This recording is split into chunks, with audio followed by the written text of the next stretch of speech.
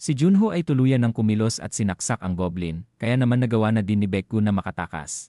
Si Suho ay sinigawan ang kanyang kapatid upang ulitin daw na saksakin ang halimaw. Si Junho ay sinunod ang kanyang kapatid at pinagsasaksak ang kalaban hanggang sa mapagod na lamang siya at mabitawan ang sandata. Habang siya ay natataranta sa dugo sa kanyang mga kamay, ang ating bida ay muli namang inutusan ito upang pulutin ang patalim.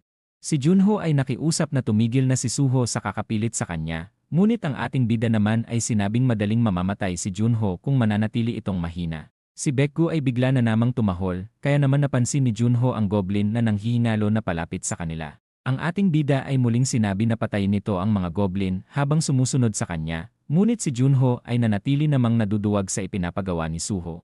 Si Junho ay muling naalala ang nakaraan, kung saan iniwan lang siya noon ni Suho para mabugbog ng mga bully. Matapos maalala ang ugali ng kanyang kuya simula pa noon, siya naman ay naging seryoso at tila may namuong galit sa kanyang sarili. Habang pinagmamasdan niya ang kanyang kapatid, siya naman ay pinulot na din ang patalim. Habang patayo si Junho, siya naman ay sinabi na simula pa noon ay lagi na lang siyang iniiwan ng kanyang kapatid. Habang sumisigaw ang isang halimaw sa isang sulok, si Junho naman ay nag-umpisa na din kumilos at biglang sinaksak ang goblin. Siya ay sinabihan ito na tumahimik at huwag sumigaw, ngunit ang halimaw naman ay nanatili sa kanyang pag-iingay kaya naman muli itong sinaksak ni Junho. Matapos niyang magpakawala ng maraming pag-atake sa halimaw, siya naman ay ibinuhos ang namuo niyang galit sa nilalang. Ilang sandali pa matapos niyang tapusin ang goblin, siya naman ay nagkaroon ng kakaibang reaksyon na tila isang baliw na killer. Ang isang goblin sa isang sulok ay mabilis na kumilos at biglang inatake si Junho. Sila ay nagawang matumba sa lapag, ngunit si Junho naman ay nanatiling nakangiti at nagawa na namang masaksak ang halimaw. Matapos niyang tapusin ng tuluyan ang halimaw, siya naman ay naglakad na din at sumunod sa kanyang kuya. Nagtaka din siya na kung bakit ito ginagawa ni Suho sa kanya at hindi na lang siya iligtas sa mga halimaw. Habang tumatawa na parang baliw si Junho, ang ating bida naman ay napansin na naging awakener ang kanyang kapatid, at ito ay naging isang F-rank level 1 na may butcher class. Si Suho ay napangiti na lamang at sinabing napaka-cute ng kanyang kapatid. Tinanong niya din ito na kung nagtrabaho nga daw ba ito noon sa katayan, ngunit sinabi niya namang hindi. Si Suho ay tinawag ang kanyang kapatid na pumunta sa kanya, na sinang-ayunan naman ni Junho habang tumatawa na parang baliw. Mula sa likod ng ating bida may mga halos 1,000 goblin na din naman siyang napabagsak at sinabing tulungan siya ni Junho na patayin ang mga ito. Ang eksena ay nalipat sa Awakener Bureau kung saan ang dalawa ay nakarating na mula rito. Ang babae ay nagtaka sa nangyari kay Junho, kaya naman sinabi ng ating bida na naging Awakener na ito kanina lang. Ang dalaga ay sinabi namang maligo muna si Junho at pumunta na lang mamaya sa 3rd floor upang masukat nila ang kanyang dimensional energy. Habang paakyat ang dalawa, nagtaka naman si Junho na kung ano ang sinasabi nilang susukatin nila. Ang ating bida ay sinabi naman na may machine ang gusali na ito upang masukat kung gaano sila kalakas. Sinabi niya din na kailangan ni Junho na makakuha ng at least 100 dimensional energy upang maging F-rank na Awakener at para magkaroon ng pagkakataon na makakuha ng mercenary exam. Ayon kay Suho nakakuha siya noon ng 96 kaya naman bumagsak siya na ipinagtaka naman ni Junho dahil sa napakalakas daw ng kanyang kapatid. Ilang sandali pa, si Junho ay sinimulan na nilang i-check ang kanyang dimensional energy at ito naman ay pasado dahil sa nakuha niyang 111 na points. Ang operator ay sinabi na ding umakyat na sa susunod na palapag si Junho upang makuha nito ang kanyang awaken ability. Tinanong din nito na kung magpapasukat nga din daw ba si Suho ng kanyang dimensional energy. Ilang sandali pa, siya naman ay nakasalang na upang malaman ang kasalukuyan niyang dimensional energy. Habang nakarelax lang si Suho at naghihintay, siya ay biglang nakakita ng maraming mata sa kadiliman at ang system naman ay ipinapakitang may nagmamasid at nagre-record ng kanyang impormasyon. Ang ating bida ay napabangon na lamang at makikita din namang may 189 ang kanyang points. Ang operator ay napansin din na tama daw ang chismis na kanyang narinig dahil sa napakabilis daw talagang lumalakas ni Suho. Ang ating bida ay tinanong din naman na kung sino nga daw ba ang gumawa ng machine na ito. Ang operator ay sinabi din naman na malamang ang mga scientist ang gumawa nito, na ipinagtaka naman ni Suho. Hindi nagtagal ang dalaga ay ibinigay na ang certificate nito bilang Awakener, niregaluhan na din siya ng cellphone at sinabing pwede na itong mag-take ng exam sa pagiging mercenary. Matapos niyang i-congrats ang kanyang kapatid, tinanong niya din naman na kung wala nga daw ba talaga itong naramdaman na kakaiba sa machine kanina, na sinang-ayunan naman ni Junho na wala siyang naramdaman. Habang paalis na sila tinanong din naman ni Suho na kung anong awaken skill ni Junho, siya ay sinabi din naman na mamumugot ulo ang kanyang skill. Ang magkapatid ay nakita din ang grupo ni Soyang sa lugar, na agad din namang napansin ni Suho. Ito ay tinawag niyang Blandy, na agad namang nagpalingon sa dalaga. Dahil sa ginawa ni Suho, ang mga kasamahan naman ni Soyang ay sinabi na mukhang gusto ng mamatay ng ating bida dahil sa pambabastos nito sa kanilang kapitan. Ang isang lalaki ay napansin din naman na ito si Park Suho na sikat sa YouTube. Ang ating bida ay humingi din naman ng tawad kay Soyang dahil sa nasabi nito noong nakaraan. Sinabi niya din na hindi pa siya sanay na makipag-usap sa mga tao. Ang dalaga ay agad na din namang pinahinto sa pananalita si Suho at sinabi na huwag na silang magkita kahit na kailan. Habang paalis ang grupo, ang mga lalaki naman ay tinawanan lang si Suho dahil iniwan na daw ito ng kanyang girlfriend. Habang pinagmamasdan ni Suho ang dalaga, ito naman ay sinabi din na baliw daw talaga ang ating bida. Dahil sa patuloy na pangungulit ng mga kasama ni Soyang na boyfriend niya daw ang ating bida, ito naman ay nainis at biglang sinungitan ang mga ito. Ang ating bida ay sinabi din na napakasungit ng dalaga para maging isang kapitan ng grupo. Mula sa lugar ng Suho clan, si Miso naman ay nakikipag-inuman na sa matandang si Suika. Habang masayang nagkikwentuhan ang dalawa, nagtaka din naman si Miso na kung bakit nga daw ba napakatagal ni Suho na dumating. Hindi nagtagal dumating na din naman ang ating bida at si Junho. Si Gunho ay masaya na din naman silang sinalubong. Si Miso ay agad na din namang tinawag si Suho, na ipinagtaka niya naman na kung sino ang dalaga habang nakikita mula sa kanyang screen ang pangalan nito na isang level 2A rank. Matapos magpakilala ni Miso na kapitan ng Returners Bureau, nagtaka naman si Suho na kung anong ginagawa nito dito, kaya naman sinabi na din ng dalaga na pumunta siya dito para gumawa ng kontrata sa ating bida, na kanya namang ipinagtaka. Tinanong ni Miso na kung gusto nga daw ba nitong malaman ang opisyal na pangalan na tawag nila sa mga returner, na kanya namang ipinagtaka na kung ano nga daw ba ito. Ayon sa dalaga human coordinates daw ang opisyal na tawag sa mga returner. Na ipinagtaka naman ni Suho na kung ano ang ibig sabihin nito. Si Miso ay ipinaalala na nakabalik si Suho gamit ang isang pulang portal, na kanya namang sinang-ayunan. Ayon sa dalaga muli daw lalabas ang portal na pinanggalingan ni Suho, na ipinagtaka naman ni Suho na kung saan ito mismo lalabas. Si Miso ay bigla namang itinuro ang ating bida, na kanya namang ipinagtaka. Ayon kay Miso lalabas daw ang portal malapit kay Suho. Ang ating bida ay bigla namang napaisip at napagtanto na kung makikita niya nga daw ba ulit ang kanyang mga kaibigan na lobo sa kabilang mundo. Ayon kay Miso naghihinala silang may lalabas na pang-apat na planeta, kung sakaling tama ang kanilang hinala tanging ang Korea lang daw ang magkakaroon ng portal papunta sa mundong ito. Tinanong ni Suho na kung kailan nga daw ba ito lalabas, kaya naman sinabi ni Miso na mga 99 days pa. Tinanong din ng ating bida na kung ano nga daw ba ang gusto nilang gawin niya. Si Miso ay sinabi na tanging kailangan gawin ni Suho ay huwag pumunta sa ibang bansa hanggat hindi pa lumalabas ang portal, na kanya namang ipinagtaka kung bakit. Ayon kay Miso ayaw na ulit nilang magkaroon ulit sila ng pangalawang lisongo. Si Suho ay tinanong na kung sino ang tinutukoy nito, kaya naman sinabi ng dalaga na si Okita Hiro ang kanyang tinutukoy na kasalukuyang rank 1 sa buong mundo. Kilala din ito bilang si Lee Sung-woo dahil orihinal daw talaga itong taga-Korea, na ipinagtaka naman ni Suho kung paano ito nangyari. Si Miso ay sinabing wala pa silang mga impormasyon tungkol sa mga irregular noon, kaya naman pansamantala nila itong ikinulong hanggang sa malaman kung ano nga daw ba ang mga ito. Matapos nitong makatakas sa lugar, bigla din siyang nilapitan ng Japanese government at inalok na manatili na lang ito sa kanilang bansa. Sinabi din ni Miso na 9,000 planet gates ang meron ang Japan nang dahil kay Lee Sung-woo. Dahil sa mga portal na ito may mataas daw na dimensional energy na naiipon ng bansa.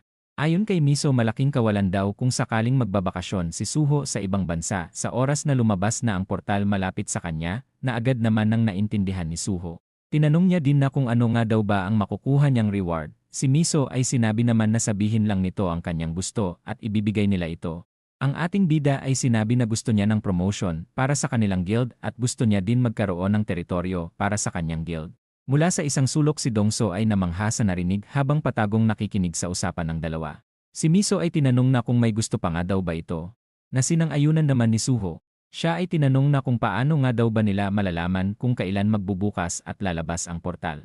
Ang dalaga ay sinabi naman na may mga special agent sila na ipapadala upang bantayan ang paglabas ng dimensional cracks na lalabas, na ipinagtaka naman ni Suho na kung sino ito. Habang naaalala ang sinabi ni Suho na pakikipagbembangan sa dalaga para gumawa ng maraming bata, si Soyang naman ay galit na binubugbog ang punching bag. Pati ang kanyang mga kasama ay nagtaka na din na kung bakit tila galit ang dalaga na nagsasanay. Habang sinasabi ni Soyang na sasampahan niya ng kaso na sexual harassment ang kupal na lalaki, si Miso naman ay biglang lumitaw at tinanong na kung sino ang tinutukoy nito. Si Soyang ay sinabing naiinis siya ngayon, kaya naman lumayo na daw si Miso sa kanya, ngunit si Miso naman ay sinabi na wala naman daw oras na hindi ito naiinis. Habang sinasabi ni Soyang na tumigil na si Miso sa pag-uumpisa ng away, sinabi naman nito na may trabahong dumating para lamang kay Soyang na kanya namang ipinagtaka na kung ano ito. Habang binabasa ni Soyang ang tungkol sa kanyang misyon, ito naman ay nag-umpisang manginig ang buong katawan, nagtaka din siya na kung bakit siya pa ang napunta sa misyon na ito. Si Miso ay sinabi din naman na tanging si Soyang lang ang perpekto sa trabahong ito. Habang naiinis pa din si Soyang, sinabi naman ni Miso na si Soyang ang pinakamagaling sa detection team. Ang dalaga ay patuloy na inis, kaya naman tinanong ni Miso na paano kung bigla na lang magbukas ang portal sa ibang planeta sa gitna ng syudad. Ang dalaga ay sinabi naman na siguradong magiging parang impyerno ang lugar sa mabilis na oras. Si Miso ay muling sinabi na dumikit lamang si Soyang kay Suho sa lahat ng oras hanggang sa makita na nito ang dimensional crack. Habang iniinis ni Miso si Soyang sa pagsasabi ng paulit-ulit na manatili ito palagi na dumikit kay Suho sa lahat ng oras, hindi naman nagtagal ay umalis na din ito. Dahil sa inis ni Soyang, siya naman ay napasabi na lang na magre-resign na siya sa lalong madaling panahon. Ang eksena ay nalipat kay Junho na tila nasisiraan ng ulo, bigla na lang din siyang nagulat matapos marinig ang kanyang anak na inaalok na ito para kumain.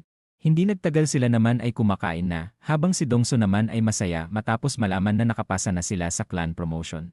Dahil sa level ng kanilang clan, pwede na din daw silang mag-raid ng mga level 2 na dungeons, na ikinatuwa din naman ni Suho na malaman. Si Junho ay hindi kumpiyansa sa lakas ng kanilang grupo, kaya naman inalok niya sila na manatili na lang muna sa level 1 na mga dungeon. Si Dongso ay kumpiyansa din naman na siguradong kakayanin nila ang level 2 dungeon dahil sa kasama naman daw nila si Suho. Ang ating bida ay sinabi din naman na sa level 1 muna sila pupunta para makapag-ipon ng pera at makabili ng mga skill book para sa kanila. Matapos nito maghihiwalay din daw sila sa level 1 dungeon para mas mapabilis pa ang kanilang pagpapayaman at pagbili ng mga skill book. Si Myungjin ay bigla na lang din dumating at sumang-ayon sa plano ni Suho. Habang inaalok nila ito para kumain, siya naman ay inalok na din sila para umalis na at pumunta na sa dungeon. Habang nagkakaroon ng traffic sa entrance ng gate, dahil sa dami ng mersenaryo, ang iba naman ay papasok na din sa portal gates upang makapasok sa mga dungeon. Si Jaeshik ay biglang napansin ang grupo ni Suho, kaya naman bigla niya na lang din tinawag ang ating bida. Si Jaeshik ay nabalitaan daw na gumawa ng clan si Suho, habang ito naman ay tinanong din na kung nasaan na nga daw ba ang mga kagrupo ni Jaeshik.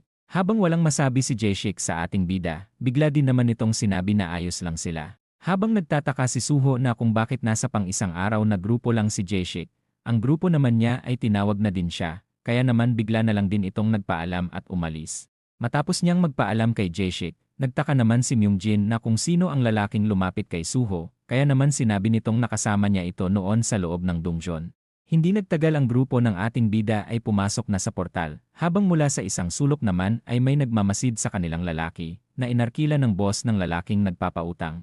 Matapos makabalik ni Jaeshik, inalok na din naman nila ito na pumasok na din sa loob ng portal. Si Jaeshik ay iniisip din naman na hindi niya nasabi ang totoo kay Suho. Dahil ang totoo na disband na daw ang kanyang clan dahil sa medical problems ng kanyang mga kasama. Dahil sa matinding stress sa kanilang trabaho na kumakalaban ng mga nakakatakot na halimaw at itinataya ang kanilang buhay, ang mga kasamahan niya daw ay nagkatruma at hindi na kaya pang bumalik para lumaban sa mga halimaw. Hindi nagtagal ang one-day group ni Jaeshik ay tuluyan na ding pumasok sa loob ng portal, habang iniisip na kailangan niyang makahanap ng maaasahan na kasama at magsimula muling bumuo ng malakas na clan. Habang nasa biyahe si Soyang gamit ang kanyang legendary na motor, si Miso ay sinend na din naman na kung nasaan ang ating bida. Matapos matanggap ang impormasyon, siya naman ay muling nagpatakbo ng mabilis papunta sa ating bida. Mula sa loob ng dungeon, ang Dragon Charge na skill ni Myungjin ay tinatapos ang napakaraming halimaw na palaka. Mula sa isang sulok ang normal na si Junho ay tila nagiging mabangis na killer sa tuwing makakahawak ng patalim at tinatapos ang mga kalaban. Habang nire-record ni Dongso ang mga nangyayaring laban, ipinagmalaki niya din naman ang kanyang bagong skill na tracking habang gumagawa ng komentaryo sa gitna ng kanyang vlog. Habang tinatadtad ni Junho ang isang palaka, may kalaban naman ang biglang lumitaw sa kanyang likod na agad namang binalaan siya ni Dongso. Matapos niyang mapansin ang kalaban, ito naman ay mabilis niyang hiniwa at kinatay habang nakangiti na tila baliw na killer na ikinagulat namang makita ni Dongso. Si Suho ay nasa tuktok lamang ng burol habang pinagmamasdan ang kanyang mga kasama. Sinabi niya din na mukhang hindi na kailangan ng kanyang mga kasama ang kanyang tulong. Mula sa ibang portal gate, ang isang kasama naman ni Jeshik ay pinapasabog ang mga halimaw ng hindi nag-iisip, kaya naman bigla na lang nadadamay ang mga kasamahan nito. Matapos mapinsala ng mga kasama ng tungaw na lalaki, si Jeshik naman ay sinabing walang utak ang kanyang nakasama para pasabugin din sila nito. Ang kanyang mga kasama ay bigla na lang din ginawang lamok ng mga palaka at nagsimula silang kainin ng mga halimaw. Habang nanghihina si Jeshik, siya naman ay nagsimulang mainggit dahil sa grupong meron si Suho. Siya ay muli ding tumayo habang iniisip na siguradong hindi naman daw siya tatanggapin ni Suho kapag sinubukan niyang sumali sa grupo nito. Hindi nagtagal ang grupo ni Suho ay nakalabas na mula sa portal. Si Dongso at si Myungjin ay natuwa din naman dahil sa gumana ng maayos ang kanilang bagong skill na nakuha nila sa mga skill book. Si Suho ay masaya din naman at sinabing simula ngayon ay maghahati na sila sa dalawang grupo upang makarami sila ng makiklear na dungsyon. Si Choi ay biglang tinawag ang grupo ng ating bida na ipinagtaka naman ni Suho na kung sino ito. Ang lalaki ay nagpakilala din naman bilang si Assistant Manager Choi mula sa DGB Guild. Si Dongso ay nakilala din naman ang guild na ito dahil isa daw itong level 5 na guild na pang top 20 na guild sa kanilang bansa. Sila din daw ang nagmamay-ari ng dungsyon na kakatapos nilang pasukin. Ang ating bida ay nagtaka na kung bakit lumapit ang lalaki sa kanila. Kaya naman sinabi nitong nalaman niyang pareho lamang sila na nasa Area 4 na nakabase. Kaya naman gusto daw nitong bigyan ng regalo si Suho na kanya namang ipinagtaka kung ano ito.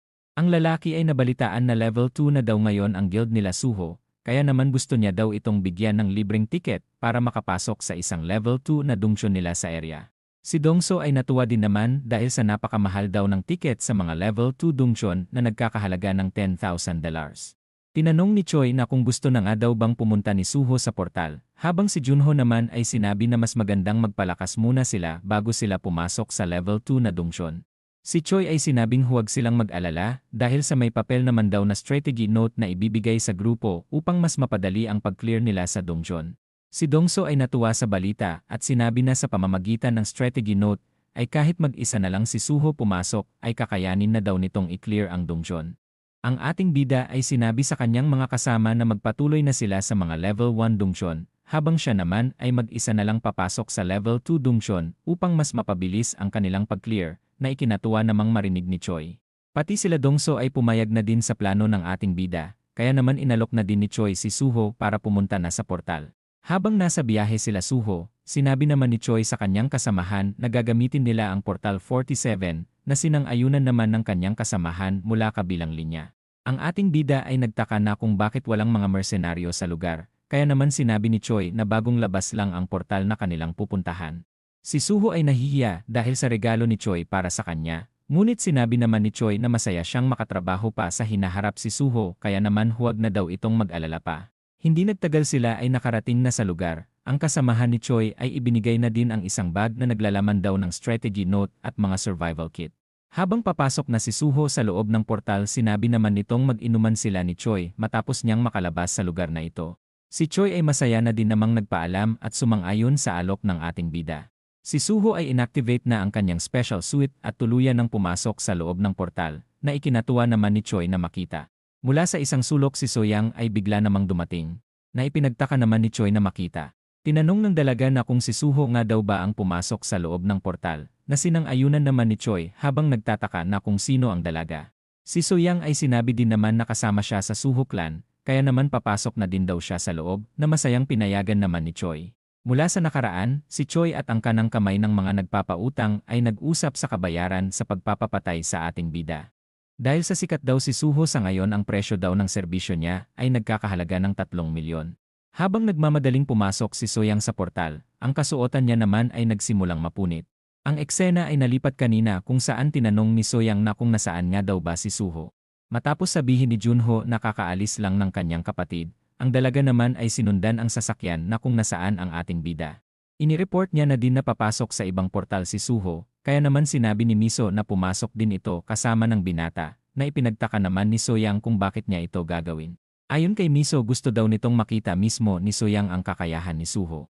Ang dalaga ay sinabing wala siyang special suit para makasunod sa ating bida, kaya naman ipinaalala ni Miso na may dala ito na isang special bracelet. Habang sinasabi na ayaw niyang masira ang kasalukuyan niyang kasuotan, sinabi naman ni Miso na dodoblehin nito ang kanyang sahod ngayong buwan kapag sinundan niya ang ating bida sa loob ng portal. Mula sa kasalukuyan habang napupunit ang kasuotan ni Soyang, ang ating bida naman ay tuluyan ng nakarating sa loob ng dungsyon. Si Suho ay napansin ang kakaibang atmosfera sa lugar, ngunit mula sa portal naman ay may parating na kanya namang ipinagtaka. Si Suho ay nagulat matapos makita si Soyang habang sinasabi nitong tumalikod si Suho at huwag sumilip. Habang nag-a-activate ang kanyang special suit, ang dalaga naman ay nainis matapos masira ang paborito niyang kasuotan. Sinabi niya din na dapat humingi siya ng tripleng sahod ngayong buwan dahil sa nangyari. Bigla na lang din nanlaki ang kanyang mata matapos niyang makita si Suho na nakaharap sa kanya. Nagalit din ang dalaga dahil sa sinabihan niya naman na daw ito kanina na huwag sumilip. Ang ating bida ay umiwas naman sa sinasabi ni Soyang at sinabing napakagaling daw talaga ng bracelet na meron ang dalaga. Nagtaka si Soyang na kung gaano pa ito katagal na nakatingin sa kanya, ngunit ang ating bida ay sinabi naman na nasilipan na din siya noon ni Soyang noong nakabalik siya sa mundong ito. Kaya naman sa ngayon ay patas na daw silang nasilipan ang isa't isa. Habang patuloy na iinis si Soyang sa ating bida, tinanong naman ni Suho na kung bakit ito nandito. Ang dalaga ay sinabi din naman na siguradong sinabi na ni Miso na magkakaroon ito ng bantay, kaya naman ipinaalam niyang siya ang taong tinutukoy ni Miso. Si Suho ay inakalang isang maaasahan daw na bantay ang darating, kaya naman sinabi ni Soyang na siya ang taong yon.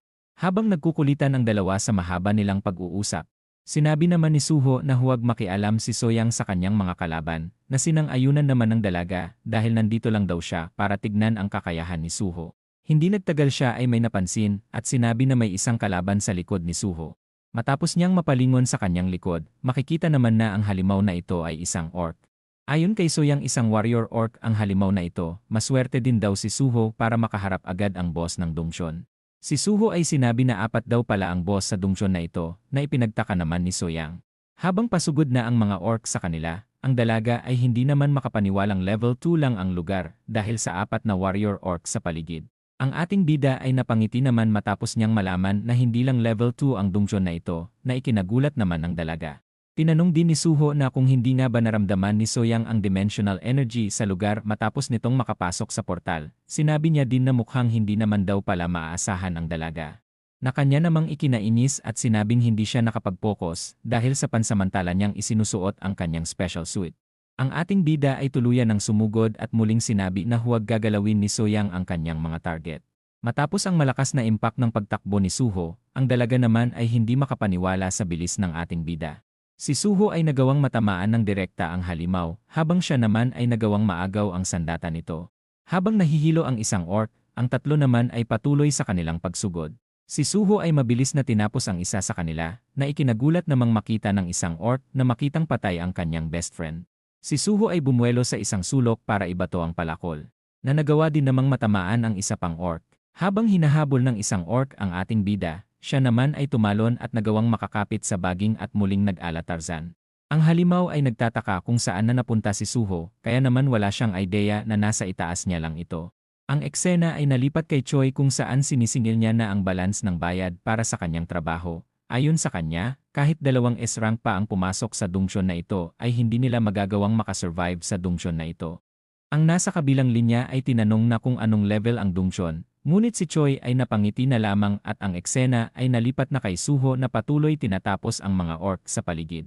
Habang nagugulat si Soyang sa ipinapakita ni Suho, ang huling orc naman sa 4 kanina ay pasugod na naman sa ating bida. Si Suho ay sinabi din na wala siyang pakialam kung ano pa ang level ng dungsyon dahil kailangan niya lang naman daw tapusin ang mga halimaw sa lugar. Siya ay nagawang makaiwas sa atake ng orc at bigla itong sinipapalayo. Matapos tumilapon ng halimaw sa puno, makikita din namang namatay na ito matapos nitong matusok sa sanga ng puno. Ang ating bida ay natuwa din sa lugar na ito dahil sa laki ng experience points na kanyang nakukuha. Si Suho ay ibinigay ang bag kay Soyang at sinabing tulungan siya nitong kunin ang mga blood crystal sa mga halimaw. Ang dalaga ay nakatulala lang naman habang iniisip na isang irregular si Suho, ngunit isa pa din naman itong F-rank kung ibabase sa experience points. Habang namamangha si Soyang sa pakikipaglaban ni Suho, siya naman ay nag-umpisang makaramdam ng kaba. Matapos niyang may mapagtanto, siya naman ay biglang gumamit ng search skill. Si Suho ay natuwa dahil sa laki ng blood crystal na kanyang nakuha. Ngunit si Soyang naman ay sinabing mamaya na magsaya si Suho, na kanya namang ipinagtaka. Ayon sa dalaga, kahit na napatay na nito ang 4 na warrior orc, hindi pa din lumabas ang lagusan palabas ng dungsyon. Ibinato niya na din ang bag sa ating bida at sinabing puro bato lang naman daw ang laman ng bag nito. Habang tinatanggal ni Suho ang mga bato, siya naman ay masaya dahil sa may paglalagyan na daw sila ng mga blood crystal.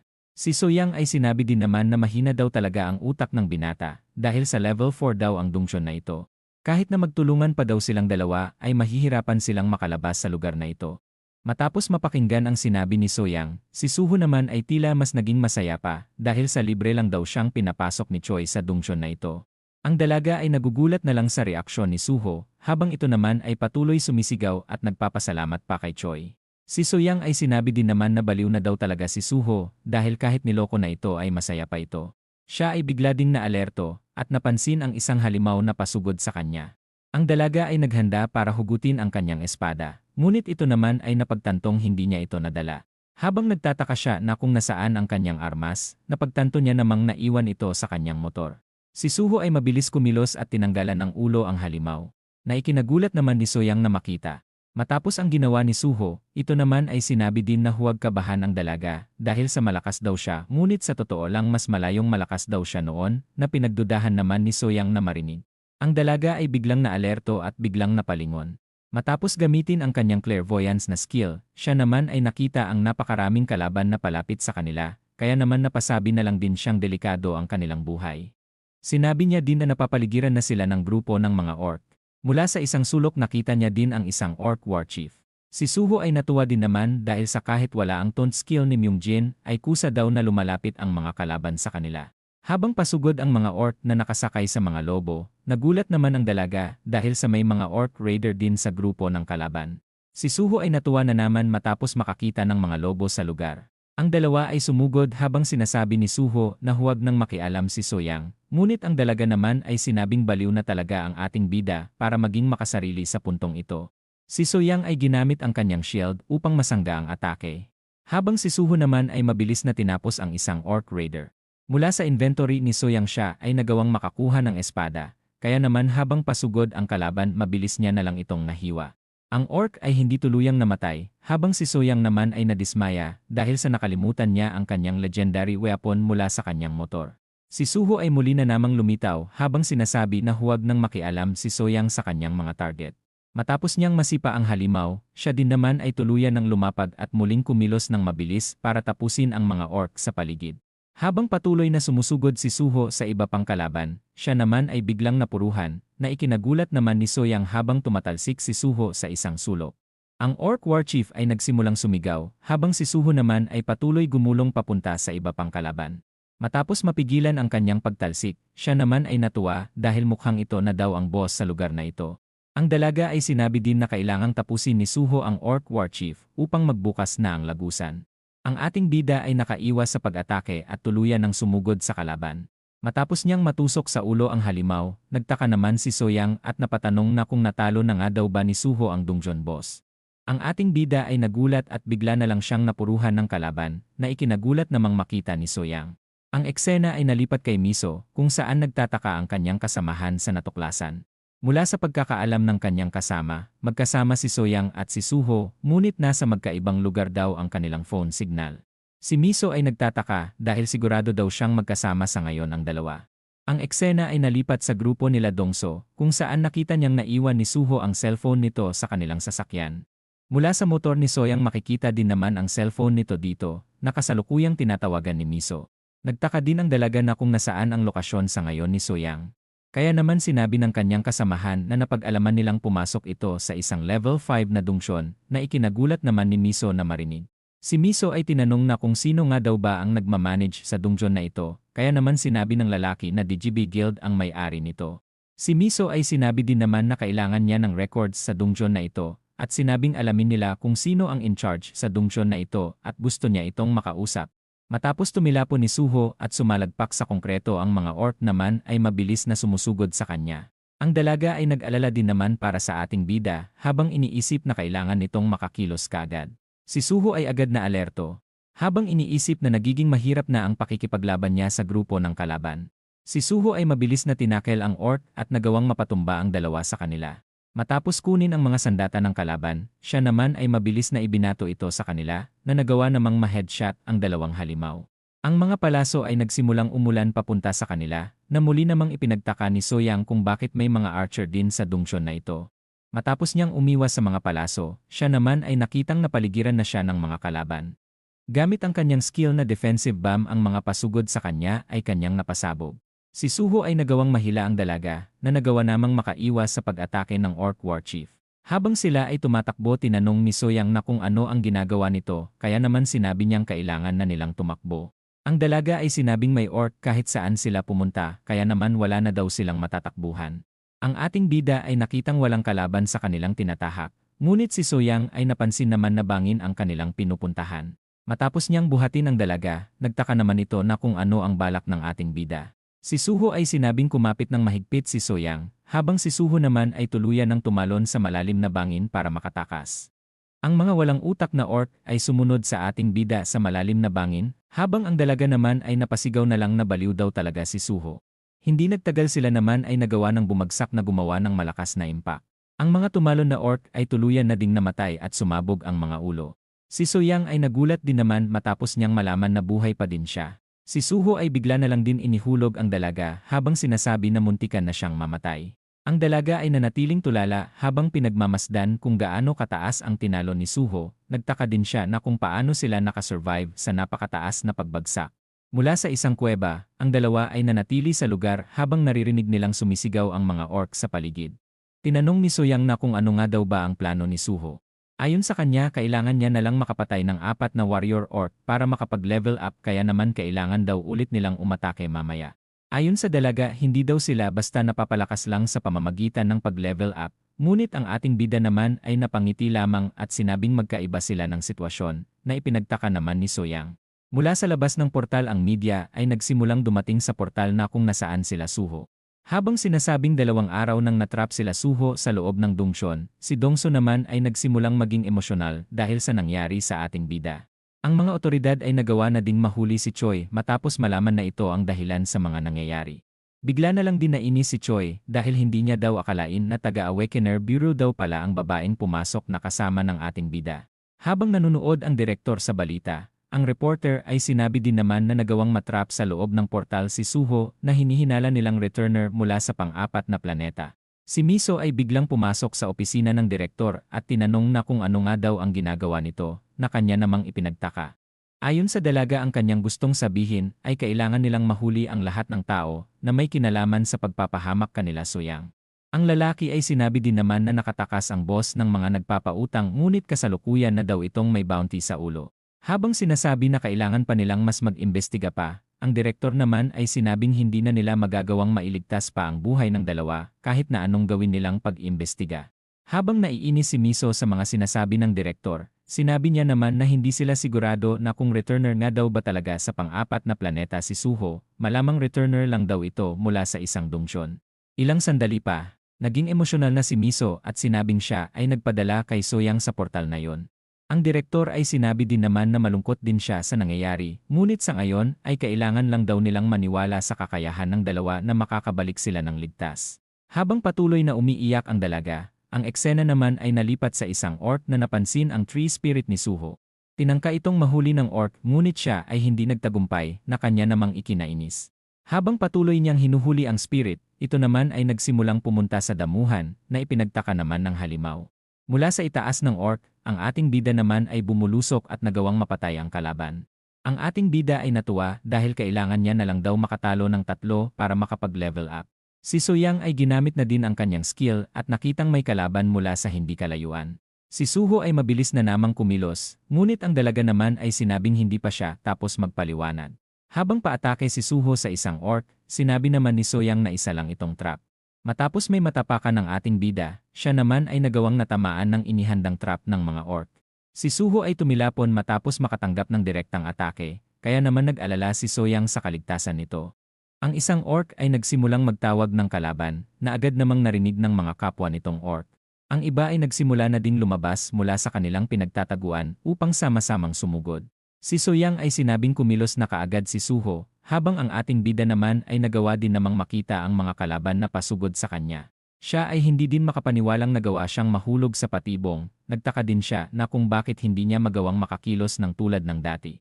Habang palapit na ang mga orc kay Suho, Si Soyang naman ay nag-umpisa ng kumilos habang sinasabing 2 araw na silang hindi kumakain kaya naman normal lang daw na manghina ang ating bida. Matapos mapasabog ni Soyang ang mga pasugod na halimaw. Ito naman ay tuluyan na ding bumagsak matapos ibuhos ang halos lahat ng kanyang lakas sa atakeng kanyang ginawa. Habang may makapal na usok sa paligid, si Suho ay mabilis namang kumilos at nagawang mapatay ang 2 orc. Siya ay patuloy sumugod sa mga kalaban habang iniisip na isa na lang ang kanyang kailangan mapatay para makapag-level up. Ang ating bida ay muli na namang napuruhan ng walang iba kundi ang Orc War Chief. Habang sumisigaw ang halimaw, si Soyang naman ay nanghihina habang naiinis pa din at sinasabi na kupal daw talaga ang halimaw na ito. Matapos tumalsik ni Suho sa isang goblin, silang dalawa naman ay napatumba. Habang nasa ere ang palakol, ito naman ay biglang nahulog sa mismong ulo ng halimaw na bumagsak, kaya naman tuluyan nag-level up ang ating bida. Siya ay nakatanggap din ng skill na Beast Transformation na kanya namang ipinagtaka. Habang palapit ang Orc War Chief sa dalaga, ito naman ay pinipilit makatayo para lumaban. Ang halimaw ay tuluyan ng sumugod habang si Soyang naman ay inilabas na din ang kanyang sandata. Mula sa base ng Suho clan, si Suika naman ay tinawag na si Bekku para kumain. Ang cute na lobo ay mabilis na din namang lumapit sa matanda at handa na para kumain. Habang nagpapalitan ng atake si Soyang at ang halimaw, si Suho naman ay inactivate na ang Beast Transformation na bago niyang skill. Si Bekku ay bigla na lang nagliwanag at lumutang na ikinagulat naman ni Suika. Mula sa katawan ni Suho ay may nangyayaring kakaiba, habang ang dalawa naman ay patuloy na naglalaban. Si Suho ay nag-umpisang magbagong anyo hanggang sa tila nagiging isang lobo na lang ito. Habang patuloy naglalaban ang orc at si Soyang, hindi naman nagtagal nang nagawa siyang mapuruhan ng halimaw. Ang dalaga ay tuluyan ng napabagsak at handa ng tapusin ng halimaw. Kaya naman ang ating bida ay mabilis ng kumilos. Ang orc ay napalingon kay Suho hanggang sa napabagsak na lang ito gamit lamang ang isang kamay. Si Soyang ay nagulat din naman matapos makita ang kakaibang nilalang. Ang ating bida ay pinagpatuloy na binugbog ang kalaban, habang sa kinagat niya na lang ito sa leeg upang tapusin na ang buhay nito. Si Soyang ay wala nang masabi matapos tapusin ni Suho ang halimaw. Ang dalaga ay nagulat dahil sa tuluyan ng lumingon ang kakaibang nilalang sa kanya. Tinanong niya din na kung siya nga daw ba si Suho, ngunit ito naman ay bigla na lang tumahol na parang aso, na ipinagtaka naman ng dalaga. Habang sinasabi na ang akala niya ay isang lobo ang ating bida, ito naman ay muling tumahol. Ang reporter ay muling sinabi na 3 araw nang natrap sila Suho sa loob habang ang motor naman daw ni Soyang ay malungkot na naghihintay sa may-ari nito. Si Direktor Isu ay nasa lugar din at in-interview ng reporter upang ipaliwanag ang tungkol sa dungeon. Ayon kay Isu, Orc Castle daw ang tawag sa dungeon na ito. Para ma-clear ang dungeon na ito kailangan daw ng 30 B ranks o kaya naman 20 A ranks. Ang kameraman ay nangawit na din at tinanong na kung hanggang kailan siya maghihintay sa kakaibang mangyayari. Ang kasama niya naman ay sinabing magiging magandang balita kung magagawa nila Suho na makabalik ng buhay mula sa dungeon na ito. Ang kameraman ay tinanong din naman ang kanyang kasamahan na kung umaasa nga daw ba ito na magkakaroon muli ng isang Lee Sung-woo ang kanilang bansa. Si Bekku ay tuluyan nang nakabalik sa kanilang bahay, na ikinagulat naman ni Suika na kung ano nga daw ba ang nangyayari. Habang nagugulat si Soyang, ang ating bida naman ay napansin na mukhang pwede daw siyang makipag-fusion sa mga na-tame niyang mga nilalang. Ang ating bida ay tinawag na din si Soyang para kunin ang mga blood crystal upang makalabas na daw sila sa dungeon at makakain ng marami. Si Soyang ay sinabing wala na silang pag-asa, na ipinagtaka naman ni Suho. Ayon kay Soyang sa lugar na ito na daw sila mamamatay, na ipinagtaka naman ni Suho na kung ano ang sinasabi nito. Dahil sa makulimlim na mga ulap, bigla na lang din umulan. Sinabi din ni Soyang na namatay na ang Orc War Chief, ngunit hindi pa din lumalabas ang portal palabas, kaya naman tinanong niya si Suho na kung ano ang sa tingin nito ang ibig sabihin ng mga nangyayari. Tinanong ni Suho na kung hindi nga daw ba ito ang boss, na sinang-ayunan naman ni Soyang at sinabing may mas malakas pang halimaw sa dungeon na ito. Si Suho ay nagtaka na kung paano nasabi ni Soyang na magiging katapusan na nila, tinanong niya din na kung nakita na nga daw ba nito ng harapan ang dungeon boss. Si Soyang ay nagsimulang magkwento at nalipat ang eksena sa nakaraang 3 taon. Ang grupo ay naglalakbay sa loob ng dungeon na binubuo ng 10 A rank at 10 B rank para tapusin ang level 5 na dungeon. Mula sa grupo kasama din si Soyang. Ang isang lalaki ay napalingon na ipinagtaka naman ng dalaga. Tinanong nito na kung hindi nga daw ba sumasakit ang paa nito kakalakad. Si Soyang ay tila kinikilig din naman at sinabing ayos lang siya, na ikinatuwa naman ng lalaki.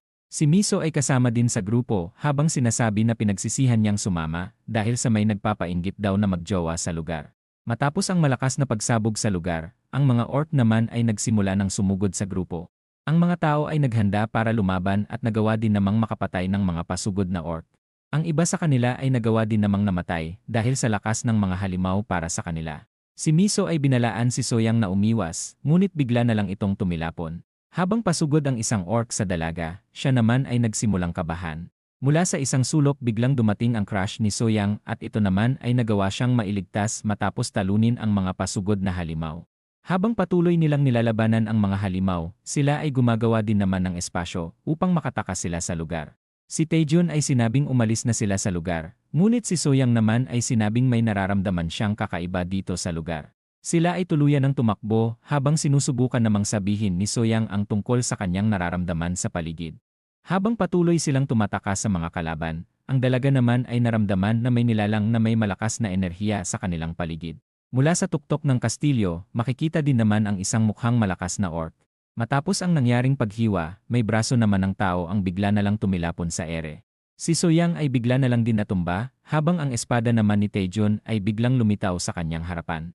Ang mga kasamahan nila ay napalingon sa nangyari, at nakitang bagsak na si Taejun at kasalukuyang naliligo sa kanyang dugo. Ang halimaw ay bumuelo para tuluyan ng tapusin ang lalaki. Matapos magkatinginan ng dalawa, si Taejun ay sinabi naman na alagaan nito ang kanyang espada. Mula sa mas nakaraan pa ang dalaga ay naalala ang pagtuturo ni Taejun sa kanya kung paano gumamit ng espada. Hindi nagtagal na pisat na din si Taejun na parang lamok nang walang nagagawa si Soyang kundi ang umiyak. Matapos ang malungkot niyang kwento, si Suho naman ay lumapit sa dalaga at nagsimula itong i-comfort. Hindi niya din daw akalain na may malungkot na nakaraan si Soyang. Habang nagliliwanag ang kanyang espada, si Dongso naman ay patuloy umiiyak dahil hindi niya na daw alam ang kanyang gagawin nang wala ang boss niyang si Suho. Dahil sa naka-livestream si Dongso, ang mga tao naman ay nag-umpisang magkomento tungkol sa mga nangyayari. Si Miso ay umiyak din ng malala at nagluluksa para kay Soyang. Pati ang legendary shaman ng Korea ay nagsimulang sumayaw para gumawa ng ritual upang makaligtas ang dalawang natrap sa loob ng dungeon. Ang mga miyembro ng Sheila Guild ay dumating din sa lugar, habang si Kang naman ay sinasabi din na kung sumali lang si Suho sa kanilang guild ay buhay pa daw sana ito hanggang ngayon.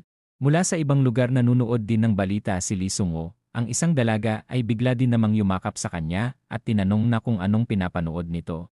Si Hiro ay sinabi din na nagpapalipas lang siya ng oras habang sinasabi na hindi pa din daw nagbabago ang kalokohan ng kanyang mga kababayan.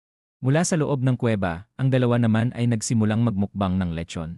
Dahil sa nag-level up na si Suho siya naman ay nakakabili na din ng mga pagkain hindi tulad noong nakaraan na tanging tinapay at tubig lang ang kanyang nasa shop. Ang ating bida ay napansin na mukhang mahilig kumain ng dalaga, na sinang-ayunan na lang naman ni Soyang dahil sa ngayon nakakain na daw siya ng 1 dosenang hamburger. Siya ay bigla na lang din sinabing busog na siya, habang ang ating bida naman ay sinabing mahina si Soyang kumain dahil sa pang 22 niya na daw ang burger na ito. Si Soyang ay napangiti na lamang at nagpasalamat kay Suho. Ilang sandali pa sa loob ng kuweba, si Suho ay tinanong na kung nagawa nga daw ba nitong maipaghiganti ang kanyang boyfriend. Ngunit sinabi naman nitong hindi niya ito nagawa dahil sa nahimatay daw siya sa kalagitnaan ng laban. Nagising na lang daw siya nang nasa hospital na siya habang dala ni Miso ang espada ni Taejun. Para tuluyan nilang mapatay ang Orc Lord kinailangan pa daw mamatay ng 2 A-rank sa kanilang grupo noon. Sinabi din ni Soyang na napakalakas ng Orc Lord dahil sa katumbas daw ito ng 5 Orc War Chief. Ang ating bida ay tinanong din naman na kung saan nila matatagpuan ang Orc Lord na ito. Ang dalaga ay sinabi na malamang nasa kastilyo ito. Ngunit gamit ang kanyang skill nakita niya daw na wala sa 1 kilometer radius ang kastilyo.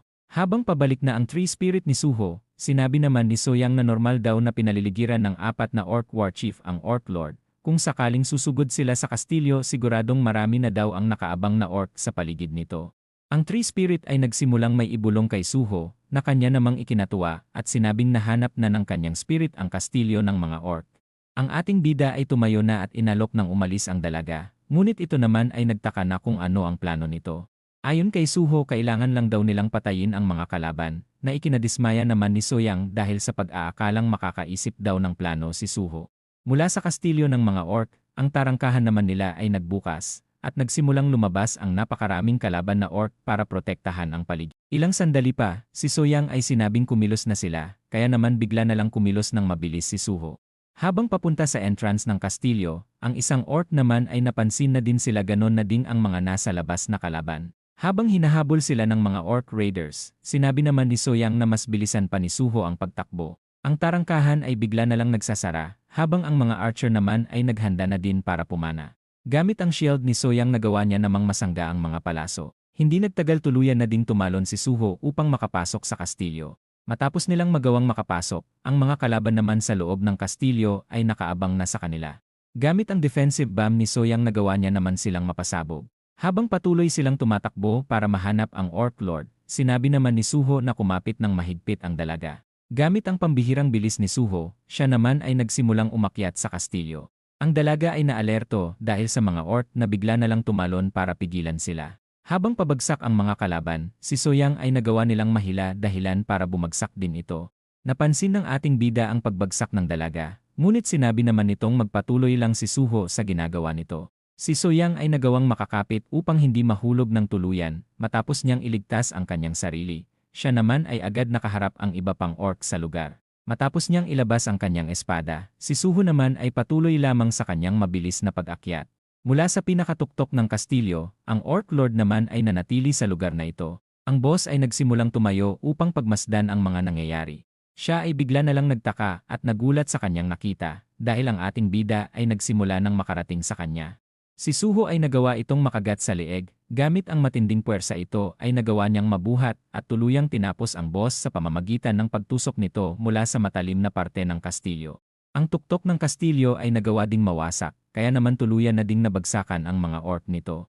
Mula sa isang sulok may pagsabog din ang nangyari, habang si Soyang naman ay tumilapon na din at tuluyan ng nahuhulog. Ang mga kalaban ay agad pumunta sa lugar, habang ang dalaga naman ay iniisip na kung ito na nga daw ba ang katapusan ng kanyang buhay. Siya ay biglang nasalo ni Suho at nagawa siyang masagip mula sa pagkakahulog. Habang gumugulong ang dalawa, nagawa din naman ni Suho na makuha ang kanyang balanse. Habang nagugulat si Soyang sa mga nangyari, tinanong naman ito na kung nasaan na ang Orc Lord, kaya naman sinabi na din ni Suho na patay na ito. Ang dalawa ay nagpatuloy na sa pagtakbo para tumakas. Tinanong din ni Soyang na kung siguradong patay na nga daw ba ang boss, na sinang-ayunan naman ni Suho at sinabing hanapin na ni Soyang ang lagusan palabas. Gamit ang kanyang skill, siya naman ay nakita na ding nabuksan na ang lagusan pabalik.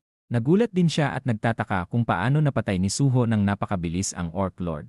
Mula sa labas ng portal, ang lalaki naman ay nagulat sa kanyang nakita, na ipinagtaka naman ng kanyang kasamahan na kung anong nangyari. Matapos makita ng mga tao ang numero sa sasakyan, si Dongso naman ay nagulat din na makita ito. Pati sila Miso ay nagulat ito na makita dahil ito ang timer kung saan tuluyan nang nagbukas ang lagusan pabalik sa kanilang mundo. Habang napapaiyak si Miso sa tuwa, ang mga tao naman sa paligid ay nagsimulang magdiwang sa matagumpay na pag-clear sa dungeon.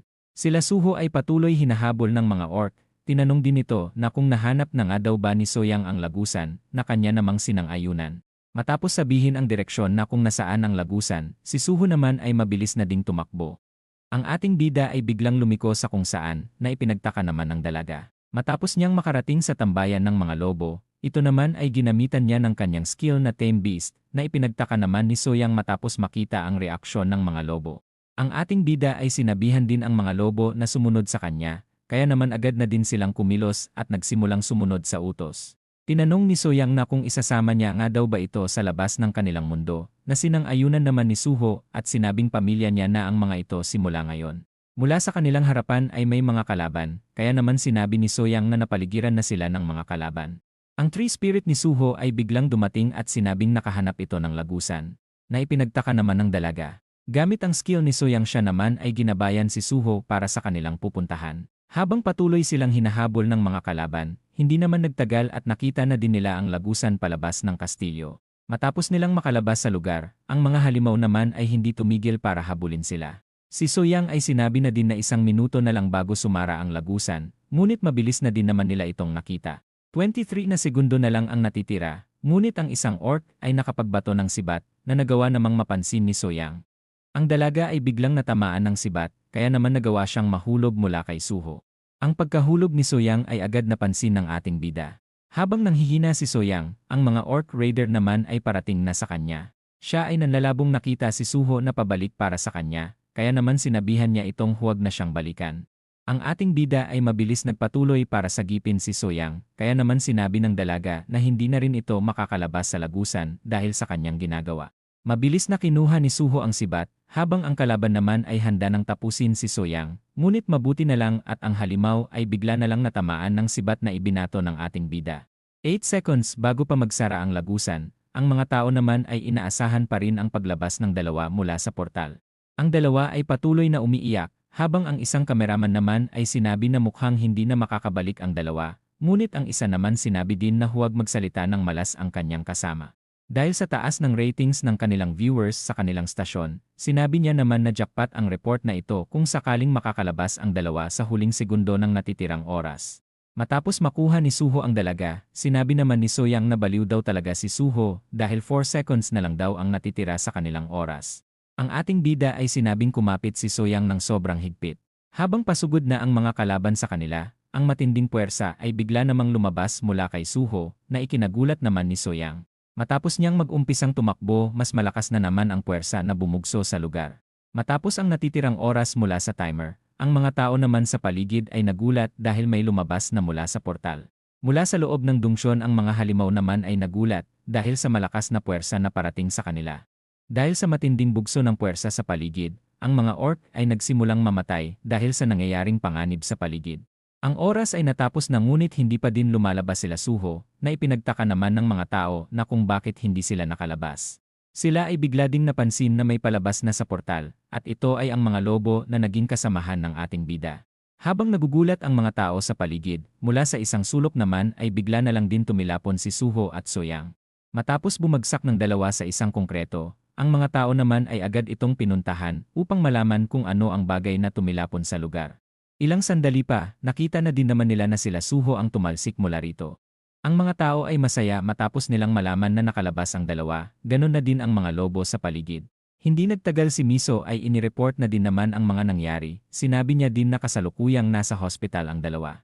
Ang direktor ay nagtaka din naman na kung bakit nasa kakaibang posisyon ang dalawa. Ipinakita na din ni Miso ang lumabas na report tungkol sa paghihinala na nanggaling ang ating bida sa pang-apat na mundo, malamang si Suho na din daw ang magiging sunod na Lee Sung-woo. Ang direktor ay sinabi na masyadong malaki ang inaasahan ng mga reporter mula sa ating bida, ngunit si Miso naman ay sinisi ang direktor dahil sa kasalanan daw ito ni Isu. Siya ay bigla na lang din namang sinabi na nandito sila para ayusin ang problema, kaya naman huwag daw silang magsisihan. Dahil sa mabilis na kumalat na report tungkol kay Suho, ang iba't ibang agency mula sa ibang bansa ay nagsimulang dumating sa kanilang bansa para subukang i-recruit si Suho sa kanila. Si Isu ay nag-umpisang mainis matapos malaman ang report. Si Miso ay ipinagpatuloy na ipinakilala ang mga recruiter na dumating sa kanilang bansa, hanggang sa ipakilala na nito si Nakamura Koji na nanggaling sa Japan, na agad namang nakilala ni Isu dahil sa bumalik na naman daw ang kupal na ito. Si Miso ay sinabi namang tama si Isu dahil ito daw ang taong kumuha noon kay Lee Sung-woo. Ayon sa kanya, mas mapanganib daw sa ngayon ang Amerika sa kung anuman ang gagawin nilang hakbang para sa ating bida. Si Isu ay sinabi din na kailangan nilang masecure si Suho, kaya naman tinanong niya na kung anong kontrata pa nga daw ba ang pwede nilang maibigay para mapanatili nila ito sa kanilang bansa. Ang doktor ay sinabi naman na hanggat nasa bansang ito ang kanyang pamilya ay siguradong hindi ito aalis sa bansa. Si Isu ay nagtaka din naman na kung mas importante nga daw ba kay Suho ang pera kesa sa pamilya. Ayon kay Dr. Jungkook, namuhay daw ng 1,000 taon ang binata habang namimiss ang pamilya nito sa Earth. Ngunit ngayong nakabalik na ito sa kanyang mundo, siguradong nangungulila din ito sa ngayon sa mga kapamilya niyang lobo. Si Isu ay sinabi na parang mahirap intindihin si Suho, ngunit ang doktor naman ay sinabing simpleng pamumuhay lang ang gusto ng ating bida habang kasama ang kanyang mga kapamilya. Ayon sa kanya, kailangan lang daw nila itong bigyang ng teritoryo para sa kanyang pamilya at huwag itong gambalahin. Sa pamamagitan nito, wala na daw dahilan pa si Suho para hindi sumunod sa mga hihingin na pabor ng Bureau. Si Isu ay sinang-ayunan naman ang sinabi ng doktor at sinabing bigyan nila si Suho ng teritoryo. Sinabi niya din na mukhang dapat din daw nilang pigilan ang mga kontraktor na makalapit sa ating bida. Ilang sandali pa, ipinakita na din naman ni Miso ang pwede nilang ibigay na teritoryo para kay Suho. Ayon sa dalaga, medyo malayo daw ito sa syudad, kaya naman kahit na lumitaw pa ang portal mula rito ay makokontrol daw nila ang anumang pwedeng mangyari. Napansin ni Isu na medyo pangit na ang lugar, kaya naman kailangan daw nila itong ipaayos. Tinanong niya din na kung ipagpapatuloy nga daw ba nila na si Soyang ang magiging bantay para sa ating bida. Ayon kay Miso, si Soyang lang daw ang perpekto sa trabahong ito. Tinanong na din ni Isu na kung nagising na nga daw ba si Soyang. Si Miso ay sinabi namang nagpapahinga na ito matapos magsulat ng report. Ayon kay Miso, inilarawan ng dalaga na parang asong tao si Suho, na ikinatahimik naman ng lahat, at sinabing magpatuloy lang sa report si Miso. Ang eksena ay nalipat sa SPFC tournament kung saan malalaman kung sino ang pinakamalakas na tao sa buong mundo. Ang announcer ay sinabi na din na mag-uumpisa na din ang laban na pinakaaabangan ng lahat. Habang naghihiyawan ang mga tao sa paligid, ang anino naman ni Lee Sung-woo ay makikita sa isang sulok. Habang ipinapakilala ang champion sa tournament at kasalukuyang ranked number 1 sa buong mundo, sinabi din ng lalaki na ito ang pang-21 na beses na ide-defend ang kanyang titulo. Sa 45 na laban wala din daw itong talo. Matapos ipakilala ang double S rank na si Lee Sung-woo, ito naman ay ipinakilala na din bilang si Okita Hiro. Habang naghihiyawan ang lahat ng mga tao, ang maitim na aura naman sa espada ni Hiro ay nagsimulang kumalat sa kanyang espada. Mula rito nanunood din naman ang girlfriend nito. Matapos tawagin ang kanyang pangalan ito naman ay bigla na ding tumalon papunta sa battlefield. Sa kanyang pagtalon nagpalabas din siya ng ibon na phoenix na agad namang ikinamangha ng mga manunood. Matapos niyang bumagsak sa arena, siya naman ay makikitang handang-handa na din para sa kanyang kalaban. Ang announcer ay nag-umpisa na ding ipakilala ang challenger. Si Mikhail Zorbas isang S-rank na nanggaling sa bansang Russia na may undefeated na record mula sa kanyang 13 na mga naging laban. Ilang sandali pa, tuluyan ng tinawag ang kanyang pangalan, kaya naman tuluyan na din itong tumalon papunta sa arena. Ito ay hindi na nagsayang ng oras at bigla na lang din sumugod kay Okita at sinabing dito niya na tatapusin si Okita Hiro. Habang siya ay umaatake ng buong puwersa, si Hiro naman ay hindi man lang kinabahan at mabilis na naiwasan ang pag-atake. Si Mikhail ay sinabi din na parang butiki daw si Hiro dahil sa bilis nitong umilad. Siya ay ginamit na din ang kanyang Gatling weld shot, ngunit mabilis namang kumilos si Hiro para maiwasan ang mga bala. Dahil sa barrier na bumabalot sa arena ang mga manunood naman ay ligtas din naman sa kanilang mga kinauupuan. Gamit ang isa niyang sandata sa isang kamay, si Zorbas ay nagpakawala ng malakas na mana blast. Habang umiiwas si Hiro sa pag-atake, si Zorbas naman ay napalingon dahil ang aura ni Hiro ay nagsimula siyang atakehin.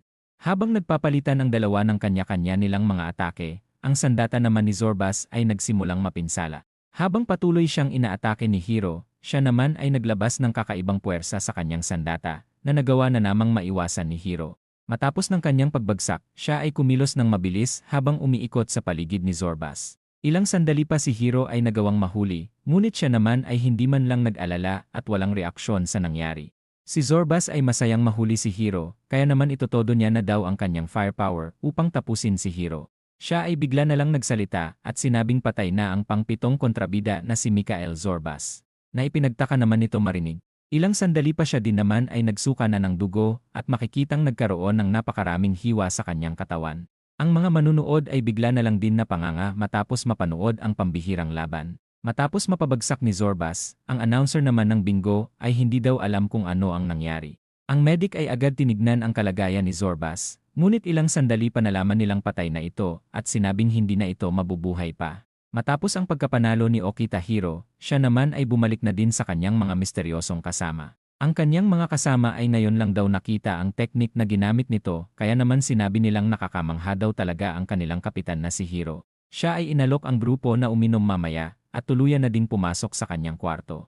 Mula rito agad naman siyang niyakap ng kanyang girlfriend at tinanong na kung pinatay nga daw ba nito si Mikhail na sinang-ayunan naman ni Hiro dahil sa isa daw ito sa mga magiging kontrabida sa hinaharap.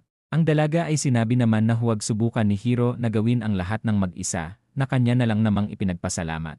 Tinanong niya din na kung may nangyari na daw bang kakaiba habang nasa laban siya kanina. Ayon sa dalaga tumawag daw ang bureau director na ipinagtaka naman ni Hiro. Ayon sa dalaga tumawag lang daw ito para sabihin na mag-ingat si Hiro sa laban nito.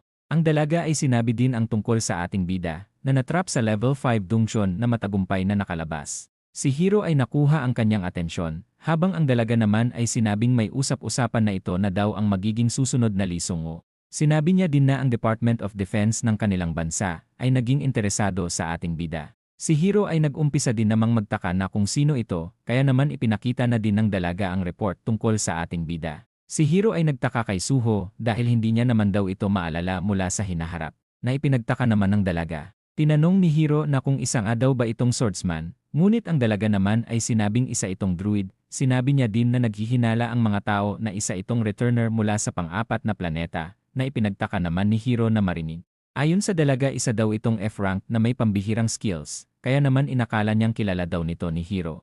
Siya ay bigla na lang napangiti at iniisip na imposibleng mangyari ito. Ayon kay Hiro, isa siyang regressor na 25 times nang inuulit ang mga pangyayari sa loob ng 500 years. Ayon sa kanya, kilala niya din daw ang mga importanteng tauhan na susulpot sa hinaharap. Si Suho ay hindi din daw naging parte ng hinaharap kahit na isang beses noon.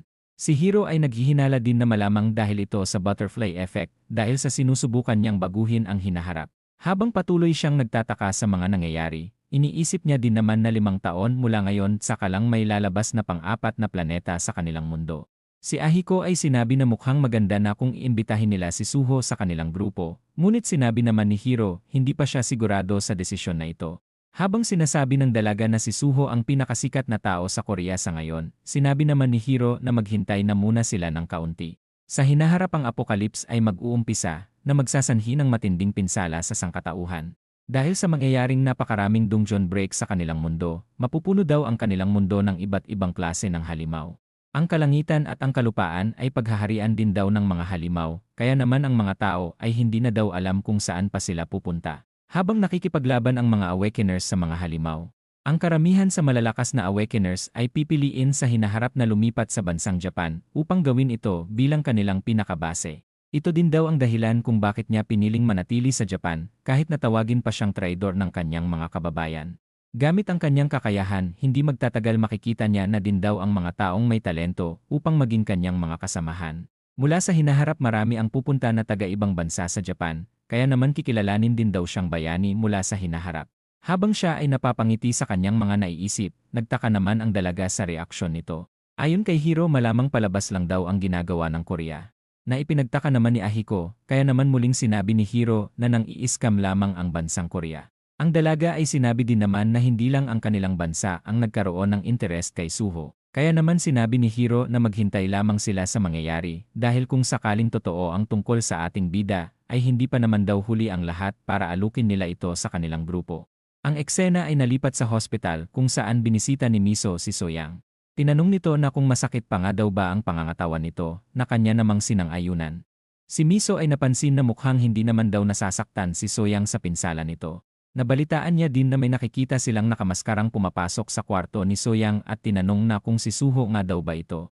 Ang dalaga ay hindi sumagot sa tanong at tinanong na lamang na kung nabili nga daw ba ni Miso ang kanyang ipinapabili. Habang sinasabi ni Miso na bruha si Soyang, sinabi niya din naman na maswerte ito dahil sa siya ang dahilan kung bakit ito nagkaroon ng bagong boyfriend.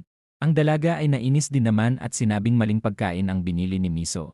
Habang patuloy siyang nagrereklamo tungkol sa pagkain, si Miso naman ay biglang naglabas ng kapangyarihan at sinabing kumain na lang si Soyang. Kaya naman wala na itong nagawa. Hindi nagtagal na ubos na ni Soyang ang pagkain at sinabing nabusog siya ng sobra. Si Miso ay nainis at sinabi namang bumalik na sa trabaho ang dalaga, ngunit sinabi naman nitong matutulog na muna siya. Si Miso ay muling inilabas ang kanyang kapangyarihan at kinawawa si Soyang sa loob ng kwarto. Ang eksena ay nalipat sa headquarters ng CIA sa Amerika. Matapos makita ang ginawang pagpatay ni Hiro kay Zorbas, ang isang lalaki naman ay hindi makapaniwala na madali lang tinapos ni Hiro ang kalaban nito. Ang kasama ng lalaki ay sinabi din naman na napakabilis lumalakas ni Lee Sung-woo, kaya naman hindi magtatagal baka maging triple S rank na daw ito. Ang kalbo ay tinanong din na kung saan na nga daw ba nagpunta si Suho. Ang kasama ng kalbo ay nagpakita din naman ng mga larawan na kinuha ng kanilang mga secret agent ilang minuto pa lang ang nakaraan. Ang kalbo ay tinanong na kung bakit tila kinakausap nito ang mga kalapati. Ayon sa lalaki, lagi daw itong pumupunta sa lugar nitong mga nakaraan, na ipinagtaka naman ng kalbong boss. Naghinala din sila na kung iniwan nga daw ba ito ng kanyang girlfriend para maging malungkot at kausapin na lang ang mga ibon. Habang sinasabi ng kalbong boss na marami siyang kilala na magagandang babae para ipakilala sa ating bida, ito naman ay sinabi din na kailangan nilang makuha si Suho sa kanilang panig kahit na anong mangyari. Ayon sa kanyang tauhan, nasa biyahe na daw ang kanilang mga special agent, ngunit may nangyari daw na hindi inaasahan na ipinagtaka naman ng kalbong boss. Habang sinasabi ng lalaki na may problema sila sa himpapawid, ang eksena naman ay nalipat sa isang eroplano. Habang tahimik ang biyahe ng mga tao sa loob ng sasakyan, ang isang bata naman ay may nakita daw na isang cute na ibon. Ang kanyang nanay ay napalingon, na bigla namang nakapagpatigil sa kanya at biglang nagulat. Ang isang nilalang ay sumasabay sa kanila at makikita din ito na isang maliit lamang na wyvern. Hindi nagtagal ang mga tao ay naintriga sa kakaibang nilalang na sumusunod sa kanila. Ang dalawang lalaki ay napatingin na din sa nilalang, agad nilang nalaman na isa itong wyvern, ngunit sa liit nito wala naman daw sigurong mangyayaring masama. Habang nagtataka sila na kung ano ang ginagawa ng nilalang na ito dito, napagtanto naman nila na malamang nagkaroon ng dungeon break. Kinabahan din sila at sinabing kailangan na nilang makontak ang kanilang headquarters para mai-report ang pangyayari. Ilang sandali pa, ang isang lalaki ay nagulat matapos mapagtantong may mas mapanganib pa ang parating sa kanila. Nanlaki na lang din ang kanyang mga mata matapos makita ang isang napakalaking wyvern na sumasabay sa kanila. Ang halimaw ay bigla na lang din sinunog ang eroplano, hanggang sa tuluyan na lang itong nasunog ng malala at mapabagsak mula sa kalangitan. Ang pagsulpot ng mga wyvern sa paligid ay agad na ibalita at nalaman na nakita ang mga ito sa Siberia 2 araw na ang nakaraan. Habang nasa biyahe sila Suho para puntahan ang kanilang bagong base, si Junho ay napansin na din naman ang gusali. Si Dongso ay bigla na lang din nagulat at sinabi na mukhang isang haunted house ang gusali na kanilang magiging base. Habang nagtataka si Dongso na kung siguradong ito na nga daw ba ang kanilang magiging base, tinanong niya din naman na kung aabot nga daw ba ang internet sa lugar na ito. Pati si Soyang ay natakot at sinabi na siguradong may multo sa gusali. Habang nagrereklamo ang dalawa sa lugar, si Soyang naman ay napalingon kay Miso. Ayon sa kanya hindi niya kayang tumira sa lugar na ito, ngunit sinabi naman ni Miso na manahimik ang bruhang dalaga. Si Miso ay sinabi na siguradong nagulat din si Suho sa lugar, kaya naman ipinaalam ni Miso na huwag mag-alala ang ating bida dahil uumpisahan na daw nila bukas ang remodeling ng gusali. Si Suho ay sinabi namang gusto niya ang kasalukuyang design ng lugar, kaya naman wala na daw kailangan baguhin pa at handa na daw sila agad na matulog mula rito. Na ikinagulat naman ng kanyang mga kasamahan. Si Soyang ay kinukurot si Suho at sinabi na naman na baliw na daw talaga ito. Si Miso ay bigla namang sumingit sa dalawa at sinabi na kung wala ng problema si Suho sa gusali ay lumipat na sila sa kung gaano kalawak ang gustong maging teritoryo nito. Habang nagtataka si Suho sa dapat gawin, muli namang sinabi ni Miso na si Suho na ang bahala kung hanggang saan ang lupain na kanyang magiging teritoryo. Si Suho ay naghanda ng kanyang skill at biglang nagpakawala ng maraming liwanag na ikinagulat namang makita ng mga nasa paligid. Nagtaka si Miso na kung ano ang mga liwanag na lumalabas, kaya naman sinabi ni Soyang na mga tree spirits ang mga ito. Habang gumagala sa lugar ang mga tree spirits ni Suho, nagtaka naman si Miso na kung ano ang ginagawa ng ating bida. Kaya naman muling sinabi ni Soyang na malamang gumagawa ng teritoryo si Suho. Ang mga tree spirits ni Suho ay nagsimulang magtanim ng mga binhi na mabilis namang tumutubo bilang puno. Habang namamangha sila dahil sa bilis ng mga puno na lumalago, hindi naman nagtagal ng biglang napuno ng puno sa buong paligid. Sinabi din ni Suho na tapos na siyang bakuran ang kanyang teritoryo. Ayon sa kanya may kabuuhan daw na 1 kilometer radius ang lawak nito mula sa bahay. Si Miso ay napangiti na lang din naman at sinabing mula ngayon ay ang area na ito na ang opisyal na magiging teritoryo ng Suho Guild.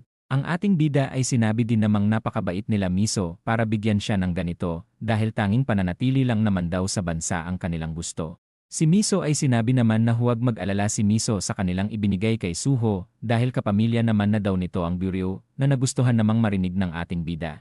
Si Miso ay pinapirma na din ang ating bida ng kanilang kontrata. Ngunit bigla namang sumingit si Soyang at sinabing basahin na muna ni Suho ang mga nakasulat na ikinainis naman ni Miso.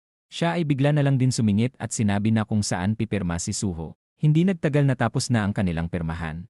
Nagkamayan na din sila habang sinasabi ni Suho na tutuparin niya ang kanilang usapan, habang si Miso naman ay sinabi din na patuloy lang magtiwala si Suho sa kanilang gobyerno. Hindi nagtagal umalis na din naman sila Miso, habang ang dalawa naman ay patuloy na nagkukulitan. Si Miso ay napasabi na lang na sakit daw talaga sa ulo si Soyang, nagtaka din ang kanyang kasama dahil masyado daw malawak ang teritoryo para lamang sa iilang mga tao. Si Miso ay sinabi din naman na pwede nila itong gamitin upang magpadala dito ng mga tauhan sa hinaharap. Sinabi niya din gumawa ng listahan ang kanyang kasamahan upang makabuo sila ng pang level 5 dungeon na team, na sinang-ayunan naman ng kanyang kasamahan. Ang eksena ay nalipat sa karagatan kung saan may cargo ship. Mula sa isang sulok may bigla din namang may parating na mga pirata upang pagnakawan ang cargo ship. Ang mga ito ay pinagbabaril ang sasakyan, kaya naman nagsimulang magpanik ang mga nasa barko at nagsimulang magtawag ng backup. Matapos matanggap ang tulong mula sa cargo ship, sinabi naman na darating ang backup sa loob ng 3 oras. Habang umaakyat na ang mga pirata sa barko, ang isang tauhan naman ay agad itong napansin. Matapos nilang patayin ang makina ng barko, sinabi naman ng lalaki na ang kailangan na lang nila ay magtago mula sa mga pirata at hintayin ang mga backup. Ang barko ay bigla na lang nayanig ng malakas na puwersa na ipinagtaka naman ng kapitan. Mula sa labas ay makikita din naman na bigla na lang nagsisiliparan ang mga sasakyan ng mga pirata. Ang kapitan ay bigla na lang din nagulat matapos makita ang dambuhalang galamay ng pusit. Hindi nagtagal ang buong barko ay nagawa ng makapitan ng dambuhalang nilalang. Ang kapitan ng barko ay bigla na lang din nahulog mula sa dagat. Matapos niyang buksan ang kanyang mga mata, siya naman ay bigla na lang napasigaw dahil sa dambuhalang bunganga ng pating na balak na siyang kainin. Habang lumalangoy ang mga dambuhalang nilalang sa ilalim ng dagat, makikita din naman na napakarami nila na binubuo ng malaking grupo. Makalipas ang ilang oras dumating na ang tinawag na backup kanina, ngunit makalipas nilang magsagawa ng malawakang paghahanap ay hindi na nila makita ang cargo ship. Mula sa ilalim ng karagatan, ang dambuhalang pusit naman ay nagbalak na naman na umatake sa dumating na backup. Ang umaga ay mabilis nang sumapit mula sa teritoryo ni Suho. Mula sa loob ng bahay ang cellphone naman ni Soyang ay nakatanggap ng tawag mula kay Miso. Matapos niyang sagutin ang tawag, si Miso naman ay napansin na kakagising lang nito at sinabi na mukhang nag-enjoy si Soyang. Ang dalaga ay sinabi din naman na kasalukuyan siyang nasa trabaho. Nagtaka si Miso na kung nasaan na si Suho ngayon, ngunit sinabi naman ni Soyang na hindi niya alam. Si Miso ay bigla na lang nainis at sinabing bumangon na ang tamad na si Soyang. Ang dalaga ay bigla na lang siyang pinatayan ng tawag, na mas lalo namang nagpainis kay Miso. Matapos magtimpla ng kape, si Soyang ay nag-umpisa na din namang lumabas mula sa balkonahe. Habang umiinom na mangha din naman siya dahil sa bilis ni Suho na maglagay ng mga puno sa paligid. Ang eksena ay nalipat sa ating bida kung saan may ginagawa siya habang pinagmamasdan ang mga lobo. Habang pinapangalanan niya ang mga lobo, si Soyang naman ay dumating na din at tinanong na kung ano ang ginagawa ng binata. Ayon sa kanya, binibigyan niya ng mga pangalan ang kanyang mga kapamilya, na ipinagtaka naman ni Soyang. Habang inaantok pa, sinabi niya din na dapat ginising siya ni Suho dahil sa trabaho niya daw na bantayan ito. Si Baekgu ay bigla na lang din dumating, kaya naman napansin na din ng dalaga na mabilis lumalaki ang cute na lobo. Tinanong din ni Soyang na kung nasaan sila Dongso. Kaya naman sinabi nito na maaga silang umalis para pumunta sa mga dungsyon. Ang dalaga ay napansin namang napakainit ng panahon, ngunit napakasipag daw nila para magtrabaho. Si Suho ay inalok ang dalaga para maglakad, na kanya namang ipinagtaka. Ang ating bida ay bigla na lang nag-transform at inalok na sumakay si Soyang sa kanya. Matapos makasakay ng dalaga, sinabi naman ni Suho na ipapasyal niya ito, kaya naman sinabi ni Soyang na mukhang gusto nitong magmayabang sa kanya. Ilang sandali pa sila ay nagsimula na din naman na tumakbo sa paligid. Si Soyang ay nagulat sa bilis ni Suho, kaya naman sinabi nitong bagalan lang nito ang takbo. Habang sumusunod ang mga ibang lobo sa kanila, ang tsinelas naman ni Soyang ay bigla na lang nahulog. Mula sa labas ng border ng teritoryo ni Suho, ang mga reporter naman ay nagrereklamo kung gaano kainit ang panahon kasabay pa nito ay wala silang makuha na pwedeng i-report. Ayon sa isang reporter 2 buwan nang hindi lumabas ng teritoryo si Suho. Tinanong din ng lalaki na kung may pumasok na nga daw ba sa loob ng teritoryo nila Suho para magmasid. Ayon sa kasamahan ng lalaki, may maraming security camera sa paligid kaya naman agad pupunta ang mga otoridad para pigilan sila sa pagmamasid. Dahil sa dami ng lobo sa lugar ni Suho, delikado din daw kung susubukan nilang pumasok. Hindi nagtagal biglang may dumating na sasakyan na agad namang napansin ng mga reporter, ngunit wala daw sa loob ang ating bida. Si Junho ay napansin na kahit mainit ang panahon ay nagtatrabaho pa rin ng mabuti ang mga reporter. Habang si Dongso naman ay sinabi na parang kay Suho na ang kanyang YouTube channel dahil sa puro siya na lang daw ang laman ng kanyang content. Siya ay bigla na lang din nagulat na ipinagtaka naman ni Junho. Agad sinabi ni Dongso na wala lang ito, habang iniisip na kung bakit siya nakatanggap ng napakalalaking donasyon mula sa iba't ibang bansa na nagkakahalaga ng 4 billion won. Malamang nanggaling daw ang donasyon sa scouts, kaya naman kailangan niya daw itong sabihin mamaya kay Suho. Hindi nagtagal ang dalawang grupo naman ay nagkita. Habang kumakaway si Soyang, kumaway din naman si Dongso habang tinatawag itong sister-in-law na ipinagtaka naman ni Junho. Si Soyang ay muling nagpa-cute habang naiinis sa sinabi ni Dongso. Siya ay ipinaliwanag din naman na tumitira ang dalaga kasama ang ating bida sa iisang bahay, kaya naman para na daw itong girlfriend ni Suho. Nagtampo din si Dongso dahil hindi man lang daw sila pinapasakay ni Suho sa transformasyon nitong lobo. Dahil sa bumibilis na ang pagtakbo ng ating bida, sila Junho naman ay binalak na makipagkarera kanila Suho. Habang nagkakarera ang dalawa, ang dalaga naman ay biglang nakaramdam ng kakaiba. Si Soyang ay tinawag si Suho, kaya naman mukhang naramdaman din daw ni Soyang ang kanyang naramdaman na kanya namang sinang-ayunan. Gamit ang skill ni Soyang nalaman niya namang 200 meters ang nakita niyang dimensional crack. Mula sa nakaraan habang binibisita ni Suho ang dalaga, tinanong naman ito na kung saang planeta nanggaling ang ating bida. Sinabi ni Suho na Animal Kingdom ang pinanggalingan niya. Kaya naman tinanong ni Soyang na kung puro hayop nga lang daw ba ang nandito, na sinang-ayunan naman ni Suho at sinabing nasa mga 700 ang dimensional energy ng mga nilalang sa planetang pinanggalingan niya. Si Soyang ay nagulat sa narinig dahil sa taas ng dimensional energy na ito. Habang ipinapaliwanag ni Suho kung gaano kapanganib sa lugar, ang dalaga naman ay iniisip na magiging delikado para sa kanila kung makakalabas ang mga nilalang mula sa kabilang mundo. Dahil sa 700 na dimensional energy ng mga ito, kapantay na daw ito ng mga S-rank pataas na mga awakener. Tinanong ni Miso na kung magiging palakaibigan nga daw ba ang nilalang na nanggaling sa mundo ni Suho. Kaya naman sinabi ni Isu na huwag mag-alala ang dalaga dahil sa isa naman daw hari si Park Suho sa mundong ito. Ang eksena ay nalipat sa dalawa kung saan nagulat si Soyang matapos malaman na hindi kayang utusan ni Suho ang mga nilalang sa mundo nito. Nagtaka din siya dahil sinabi daw nito sa kanya na hari ito sa kabilang mundo. Ang ating bida ay sinabi naman na napakahina ngayon ng kanyang kasalukuyang lakas, kaya naman siguradong kapag nakita siya ng mga nilalang sa kabilang mundo ay siguradong pagtatangkaan siya ng mga ito para patayin at hindi kikilalanin bilang hari. Si Soyang ay nainis din naman matapos itong malaman. Ang dalaga ay sinabi din naman na kailangan nilang tumakbo ng mabilis upang makalayo sa syudad dahil sa nangangambang paglabas ng portal sa kabilang mundo. Habang papunta sila Suho sa kung saan, sila Dongso naman ay sumusunod din naman sa kanila. Mula sa hindi kalayuan, ang portal naman ay nag-umpisa na ding mabuo. Si Miso ay nakatanggap na din ng tawag mula kay Soyang habang sinasabi na tuluyan ng namumuo ang portal, na ikinagulat naman ni Miso na marinig. Sinabi na din ni Soyang na ipadala na nito ang waiting units nila para sa ganitong sitwasyon. Hindi nagtagal ang mga sasakyan naman ng militar ay nagsimulang dumating at nakahanda na din para sa anumang lalabas na halimaw sa portal.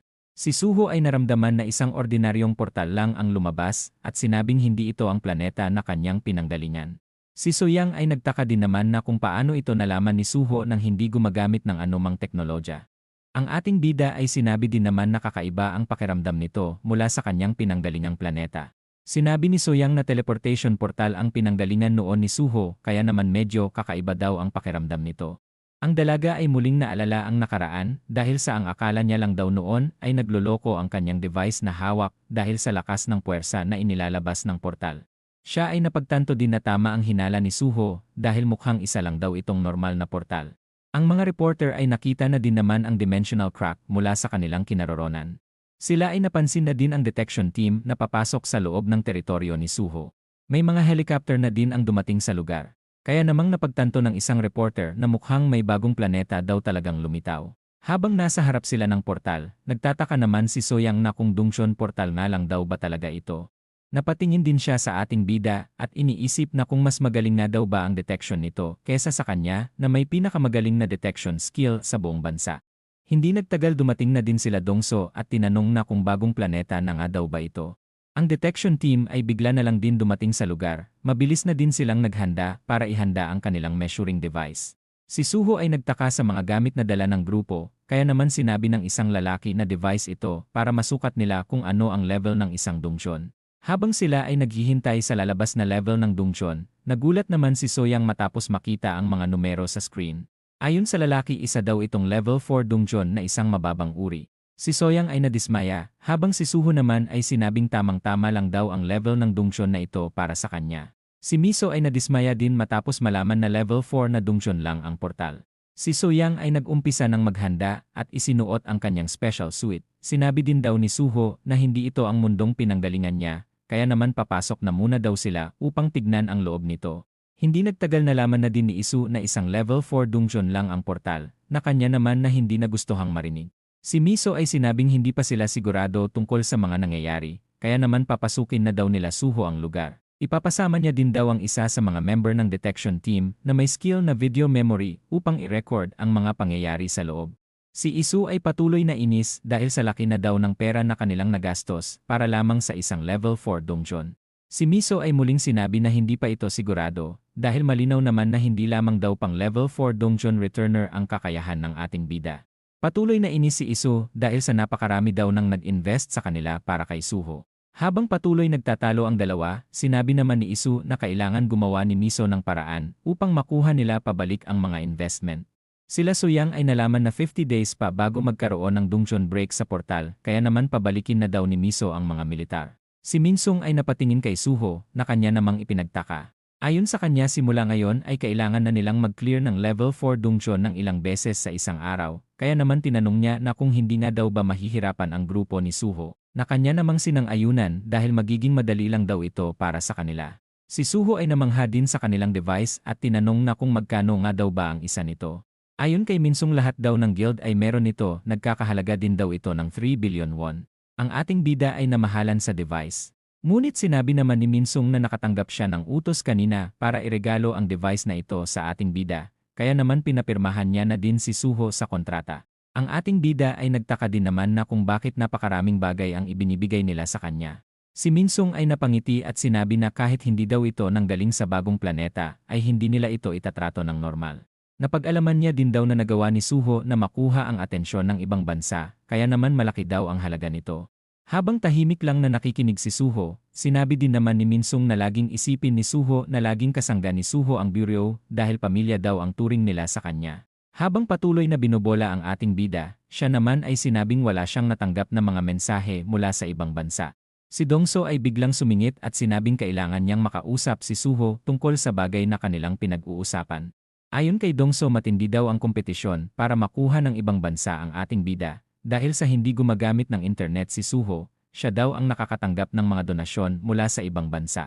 Tinanong ng ating bida na kung magkano ang lahat ng donasyon, kaya naman sinabi ni Dongso na nasa 5 billion won na ang donasyon na pera. Si Suho ay seryosong kumapit kay Dongso. Ayon sa kanya, kahit gaano pa kalaki ang pera na dumating dapat hindi maging alipin si Dongso ng pera. Kapag mas nabuhay pa daw ng mas matagal pa si Dongso, siguradong matututunan din daw nito na mas mahalaga ang magkaroon ng kaibigan na makakausap kesa magkaroon ng 5 billion won. Si Dongso ay sinabi din naman na tatandaan niya ang mga sinabi ng kanyang boss. Sinabi na din ni Suho na tumanggi siya sa mga alok ng ibang bansa at huwag na ulit silang pansinin na ikinatuwa naman ni Dongso. Pinaghanda niya na din sila Dongso dahil papasok na daw sila sa loob ng portal na sinang-ayunan naman ni Dongso. Ayon kay Dongso kukuha siya ng kaunti sa donasyon at ilalagay na ang ibang pera sa bangko ng kanilang guild. Na sinang-ayunan naman ni Suho at sinabing bahala na si Dongso sa kung anong gagawin nito sa pera. Habang pinagmamasdan niya ang ating bida, si Dongso naman ay iniisip na yayaman siya ng sobra kapag mananatili lamang siya sa tabi ni Suho. Habang paalis para magbihis, siya naman ay masaya dahil sa kumita daw siya ng 4 billion won sa isang araw lang. Ilang sandali pa, ang grupo ng ating bida ay nakahanda na para pumasok sa portal. Si Minsung ay sinabi din naman na maghintay na muna sila ng kaunti dahil sa parating na daw ang combat team ng bureau para makasama sa loob ng portal. Ang ating bida ay agad din namang tumanggi dahil ayon sa kontrata kailangan niya lang daw magdala ng 2 tao para bantayan ang kanyang mga ginagawa sa loob ng portal. Sinabi niya din na hindi sila pwedeng makialam sa gagawin nilang paghunting ng mga halimaw. Si Soyang ay agad namang naintindihan ang ating bida at sinabing magpatuloy na sila sa loob.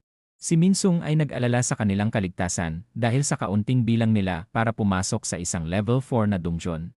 Si Soyang ay sinabi din naman na sumunod lang ito at i-record ang lahat na sinang-ayunan naman ni Minsung. Si Baekgu ay bigla din namang sumulpot, kaya naman pinayagan ito ni Suho na sumama upang makapagpa-level up din daw ito ng kaunti. Ilang sandali pa sinabi na ni Suho na pumasok na sila. Hindi nagtagal sila din naman ay nakapasok na sa loob ng dungeon. Si Soyang ay tinanong na din na kung ito na nga daw ba ang pinanggalingan noon ni Suho, ngunit sinabi naman nitong hindi pa siya sigurado. Habang ginagamit ni Soyang ang kanyang skill, ang ating bida naman ay sinabi na parang pamilyar ang lugar na ito sa kanya. Si Minsung ay patuloy din nag-aalala para sa kanilang kaligtasan, kaya naman nirekomenda niyang mas mag-ingat sila. Si Dongso ay sinabing nasa harap nila si Suho, kaya naman sumunod na lang daw si Minsung. Si Soyang ay biglang pinahinto ang grupo na kanila namang ikinaalerto. Ayon kay Soyang may 3 halimaw daw ang nasa kanilang harapan, kaya naman agad naghanda si Dongso. Habang patuloy kinakabahan si Minsung, si Dongso naman ay nag-umpisa ng mairita sa kakareklamo nito. Mula sa isang sulok, si Junho ay nag-umpisa na naman na maging tila baliw at nagsimulang pumunta sa mga halimaw. Si Minsung ay nagulat at nagtaka na kung bakit biglang naging kakaiba ang ikinikilos ni Junho. Habang siya ay tuloy-tuloy lang sa paglalakad, si Suho naman ay pinigilan ito at pinatulog na ikinagulat na naman ni Minsung. Si Suho ay inutusan din si Dongso para gisingin ito at bigyan ng gamot na pampakalma. Habang nagtataka si Minsung sa ikinikilos ni Junho, sinabi naman ni Soyang na nagbabago ang ugali nito sa tuwing nakakahawak ng patalim. Habang pinapainom ni Dongso ng pampakalma si Junho, ang ating bida naman ay sinabing umatras na muna ang kanyang mga kasama. Matapos makita ang mga halimaw, agad naman napansin ni Dongso na mga lizardman ang mga ito. Si Soyang ay sinabi din naman na gumawa sila ng zone defense. Ang ating bida ay mabilis na kumilos at agad kinaharap ang 3 halimaw. Ang una ay mabilis niyang hiniwa sa ulo, Ang pangalawa ay hiniwa niya sa katawan, habang ang huling halimaw naman ay pinagtutusok niya sa katawan at sinaksak sa ulo. Sa mabilis na oras nagawang mapabagsak ni Suho ang tatlong kalaban, habang si Minsung naman ay hindi makapaniwala sa pambihirang bilis ng ating bida. Si Suho ay inutusan na din ang kanyang mga kasama upang kunin ang mga blood crystal, kaya naman agad na din silang kumilos at pinagtataga ang mga lizardman na namatay.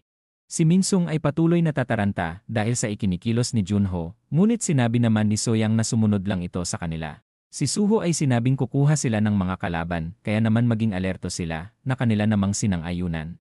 Si Minsung ay iniisip na nasa C-rank ang mga halimaw na lizardman, kaya naman hindi daw kakayanin ng mga kasama ni Suho ang mga kalabang ito.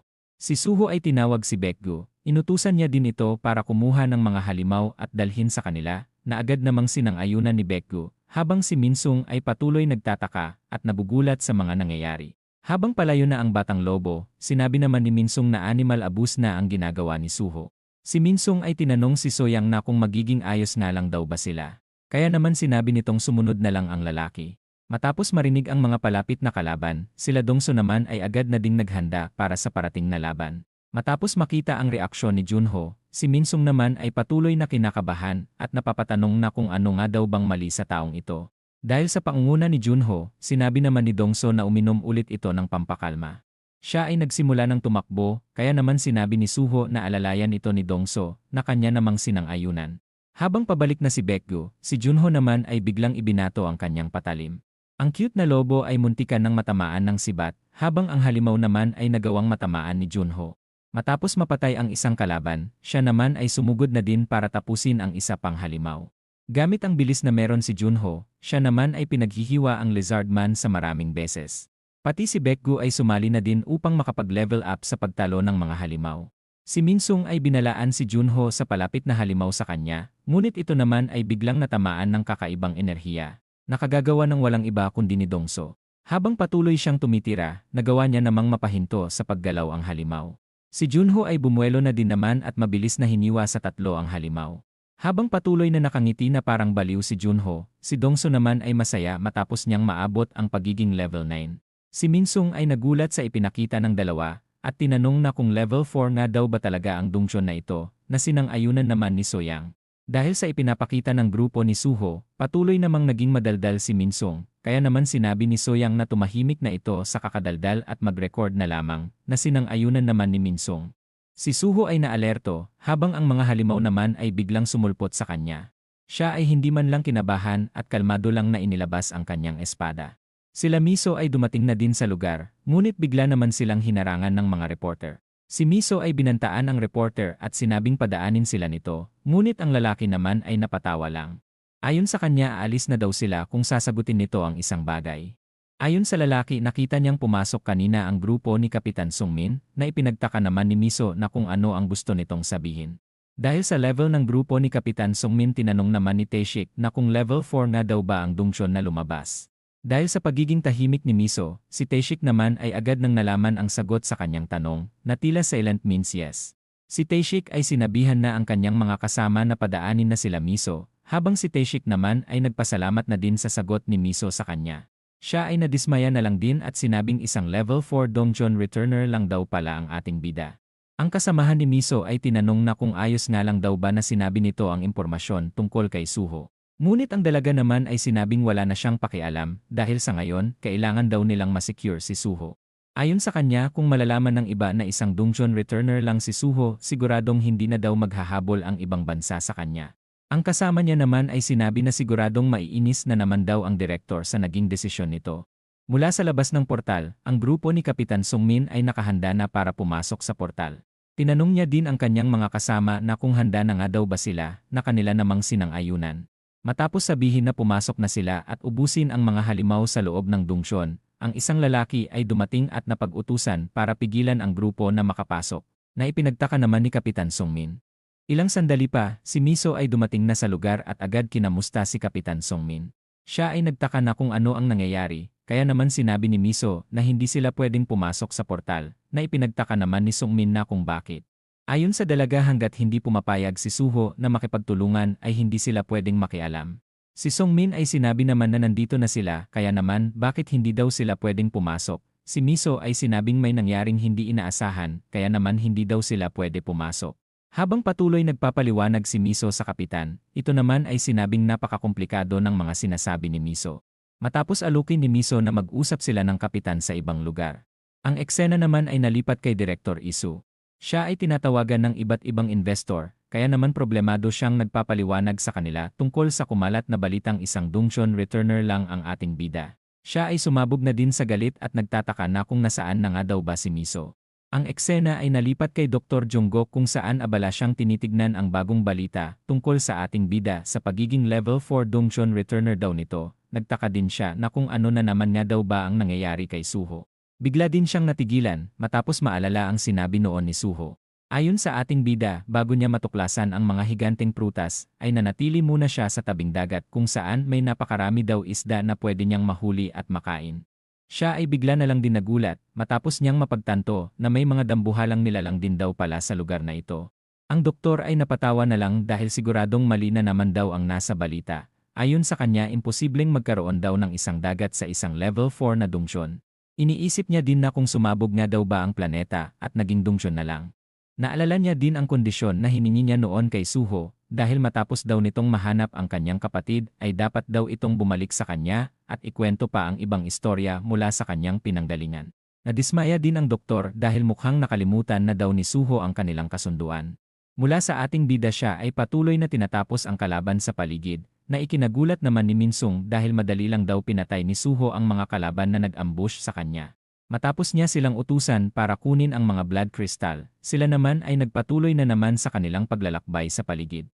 Sila Suyang ay namangha dahil sa ganda ng lugar, lalo na daw ang mga nagliliwanag na bato sa paligid. Si Suho ay sinabi din naman na ito ang unang beses niyang makapasok sa portal na ito, ngunit parang pamilyar daw sa kanya ang lugar. Ilang sandali pa sila Dongso ay nakakita ng mga nakasulat sa bato na nakasulat mula sa kanilang lengguwahe, na agad din namang napansin ni Suho. Si Soyang ay tinanong si Dongso na kung nagpa-prank na naman nga daw ba si Dongso, na kanya namang itinanggi. Tinanong ng dalaga na kung nare-record nga daw ba ito ni Minsung, na kanya namang sinang-ayunan. Habang nagtataka ang dalaga na kung bakit may Korean na lengguwahe na nasa bato, siya naman ay napansin si Suho na may pinupuntahan sa isang sulok, kaya naman tinawag niya na din ang iba para magpatuloy. Habang pinagmamasdan ng ating bida ang isang kuweba, nagtaka naman sila Soyang na kung bakit may kuweba sa lugar na ito. Gamit ang mga pampailaw ni Suho, sila Dongso naman ay nagulat sa kanilang nakita dahil ang kuweba ay mayroong napakaraming nakasulat. Habang namamangha at nagtataka ang tatlo, napatanong din naman sila na kung may Korean nga daw bang tumira sa lugar na ito. Si Dongso ay nagsimulang basahin ang mga nakasulat, ganon na din si Minsung. Bigla na lang din nanlaki ang kanilang mata matapos makita ang nakasulat na gusto nitong makabembang ng maraming babae. Habang nagtataka si Minsung na kung anong klaseng tao ang tumira sa lugar na ito, si Dongso naman ay natuwa itong mabasa. Habang patuloy silang nagbabasa, sila naman ay napapatawa na lang sa kanilang mga nababasa. Si Dongso ay nakita din ang pangalan ni Junho na nakasulat na kanya namang ipinagtaka. Si Junho ay nakita na din naman ang pangalan ni Suho na sinasabing siya ang taong nakatira sa lugar na ito. Ang dalawa ay biglang natahimik matapos mapagtantong si Suho ang taong tumira sa kuwebang ito. Si Soyang ay napalingon na lang din sa ating bida, habang ang dalawa naman ay patuloy na tumingin sa mga nakasulat. Tinanong ni Soyang na kung si Suho nga daw ba talaga ang taong tumira dito. Ang ating bida ay nanlalaki din naman ang kanyang mga mata, habang pinagmamasdan ang kanyang mga isinulat. Bigla niya ding naalala si Kuro, na isang leader ng teritoryo sa lugar.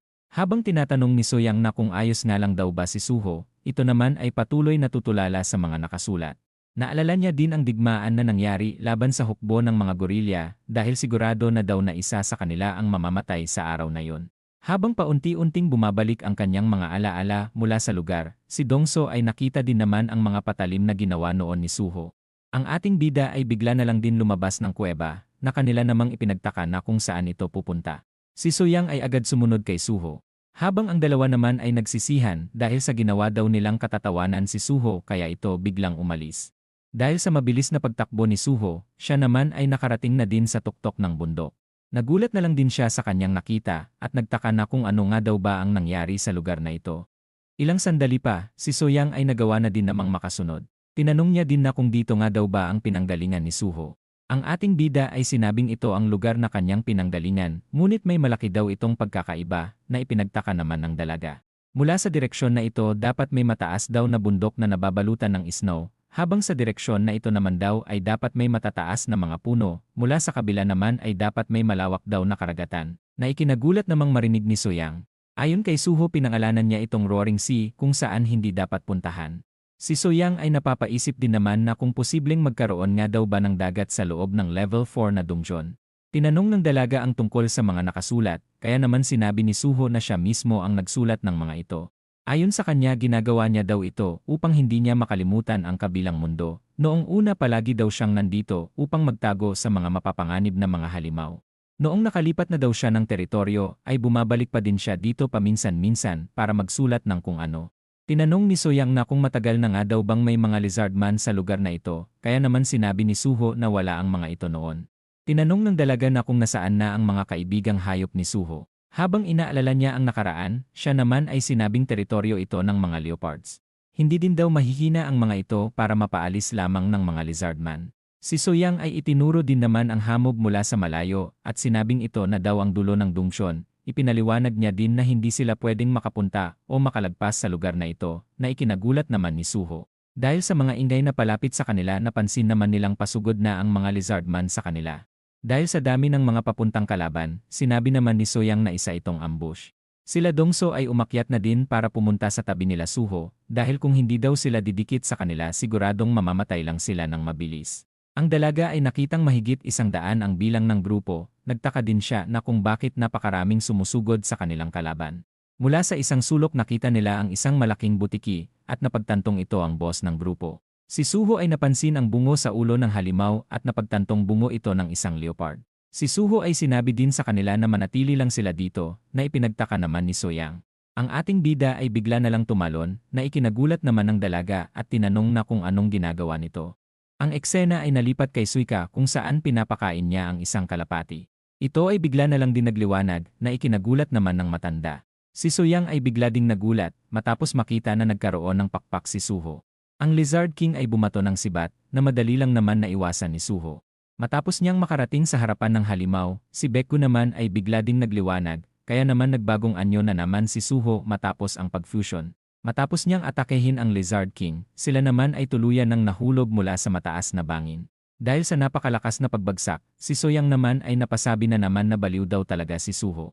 Matapos makita ang pagtalon ng ating bida, ang mga bagong dating naman ay nagtaka na kung bakit tumalon si Suho. Si Soyang ay sinabi naman na huwag silang mag-alala dahil hindi pa naman daw patay si Suho. Habang patuloy na nakakalapit ang mga halimaw, sinabi naman ng dalaga na maghanda sila sa parating na laban. Sila Junho ay nagpulot na ng malalaking bato upang gamitin itong pambato, habang si Dongso naman ay pinagpapana na ang mga kalaban. Ang ating bida ay nagawang maibagsak ng malakas ang Lizard King. Pinagsusuntok niya din ito ng maraming beses at biglang sinakal sa leeg nito. Siya ay tinanggal na din ang bungo ng leopard sa ulo ng halimaw at tinanong na kung nasaan na nga daw ba ang mga leopard sa lugar na ito. Habang tila nagsasalita ang Lizard King, si Suho naman ay biglang nagalit at mukhang naintindihan ang sinasabi nito. Matapos magkaroon ng matinding puwersa sa lugar, si Suho naman ay biglang tumalon ng malakas kasama ang kalaban.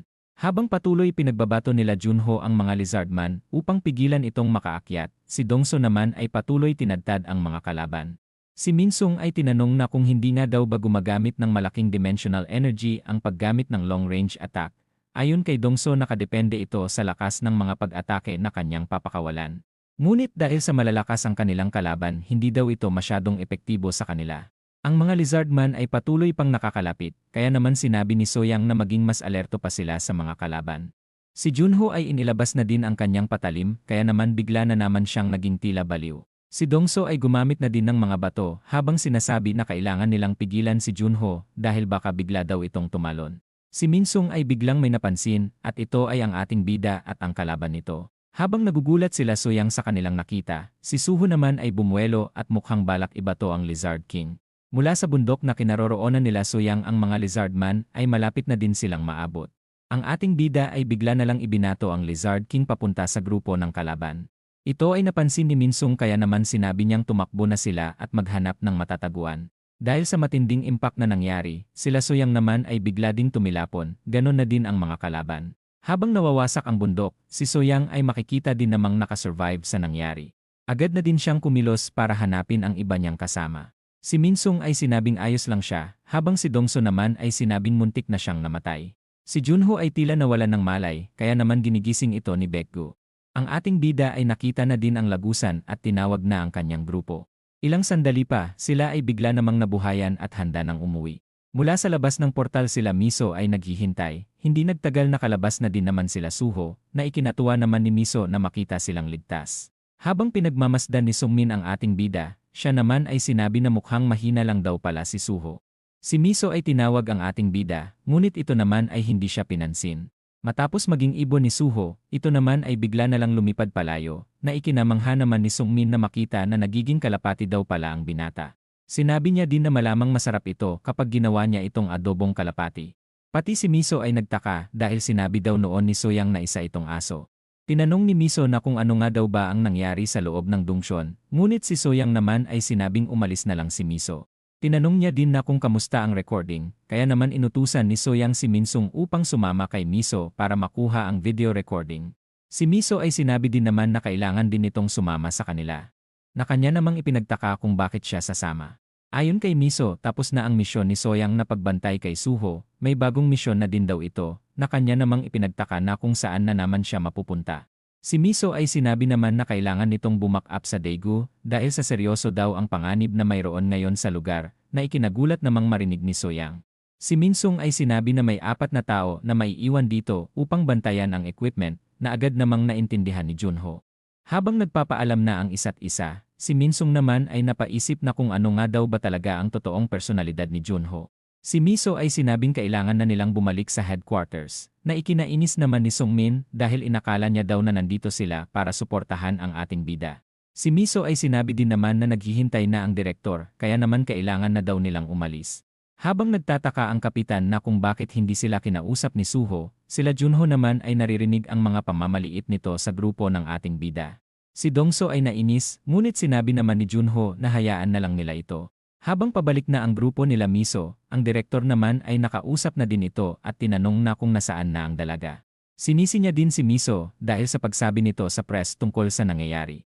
Ang dalaga ay sinabi din naman na mamaya na lang sila mag-usap kapag nakapagkita na sila. Ilang sandali pa mula sa Awakener Bureau, si Minsung ay ipinaliwanag na din naman ang mga nangyari sa loob ng dungsyon, na pag-alaman din nila na mukhang kaya daw makipag-fusion ni Suho sa mga hayop. Hindi nagtagal tapos nang mag-report si Minsung sa mga nangyari. Si Sungmin ay bigla din namang nakaramdam ng kaba matapos niyang makita ang ginawa ni Suho sa kalabang Lizard King. Tinanong din ni Isu na kung B-rank na daw ba ang halimaw na ito, ngunit si Minsung naman ay sinabing A-rank ang halimaw na ito at tinalo niya lamang ito ng napakadali. Ang direktor ay napagtanto din naman na malamang S-rank daw si Suho o mas mataas pa. Si Soyang ay sinabi din naman na malamang maging triple S-rank pa ang ating bida depende sa hayop na kanyang pipiliin para maka-fusion.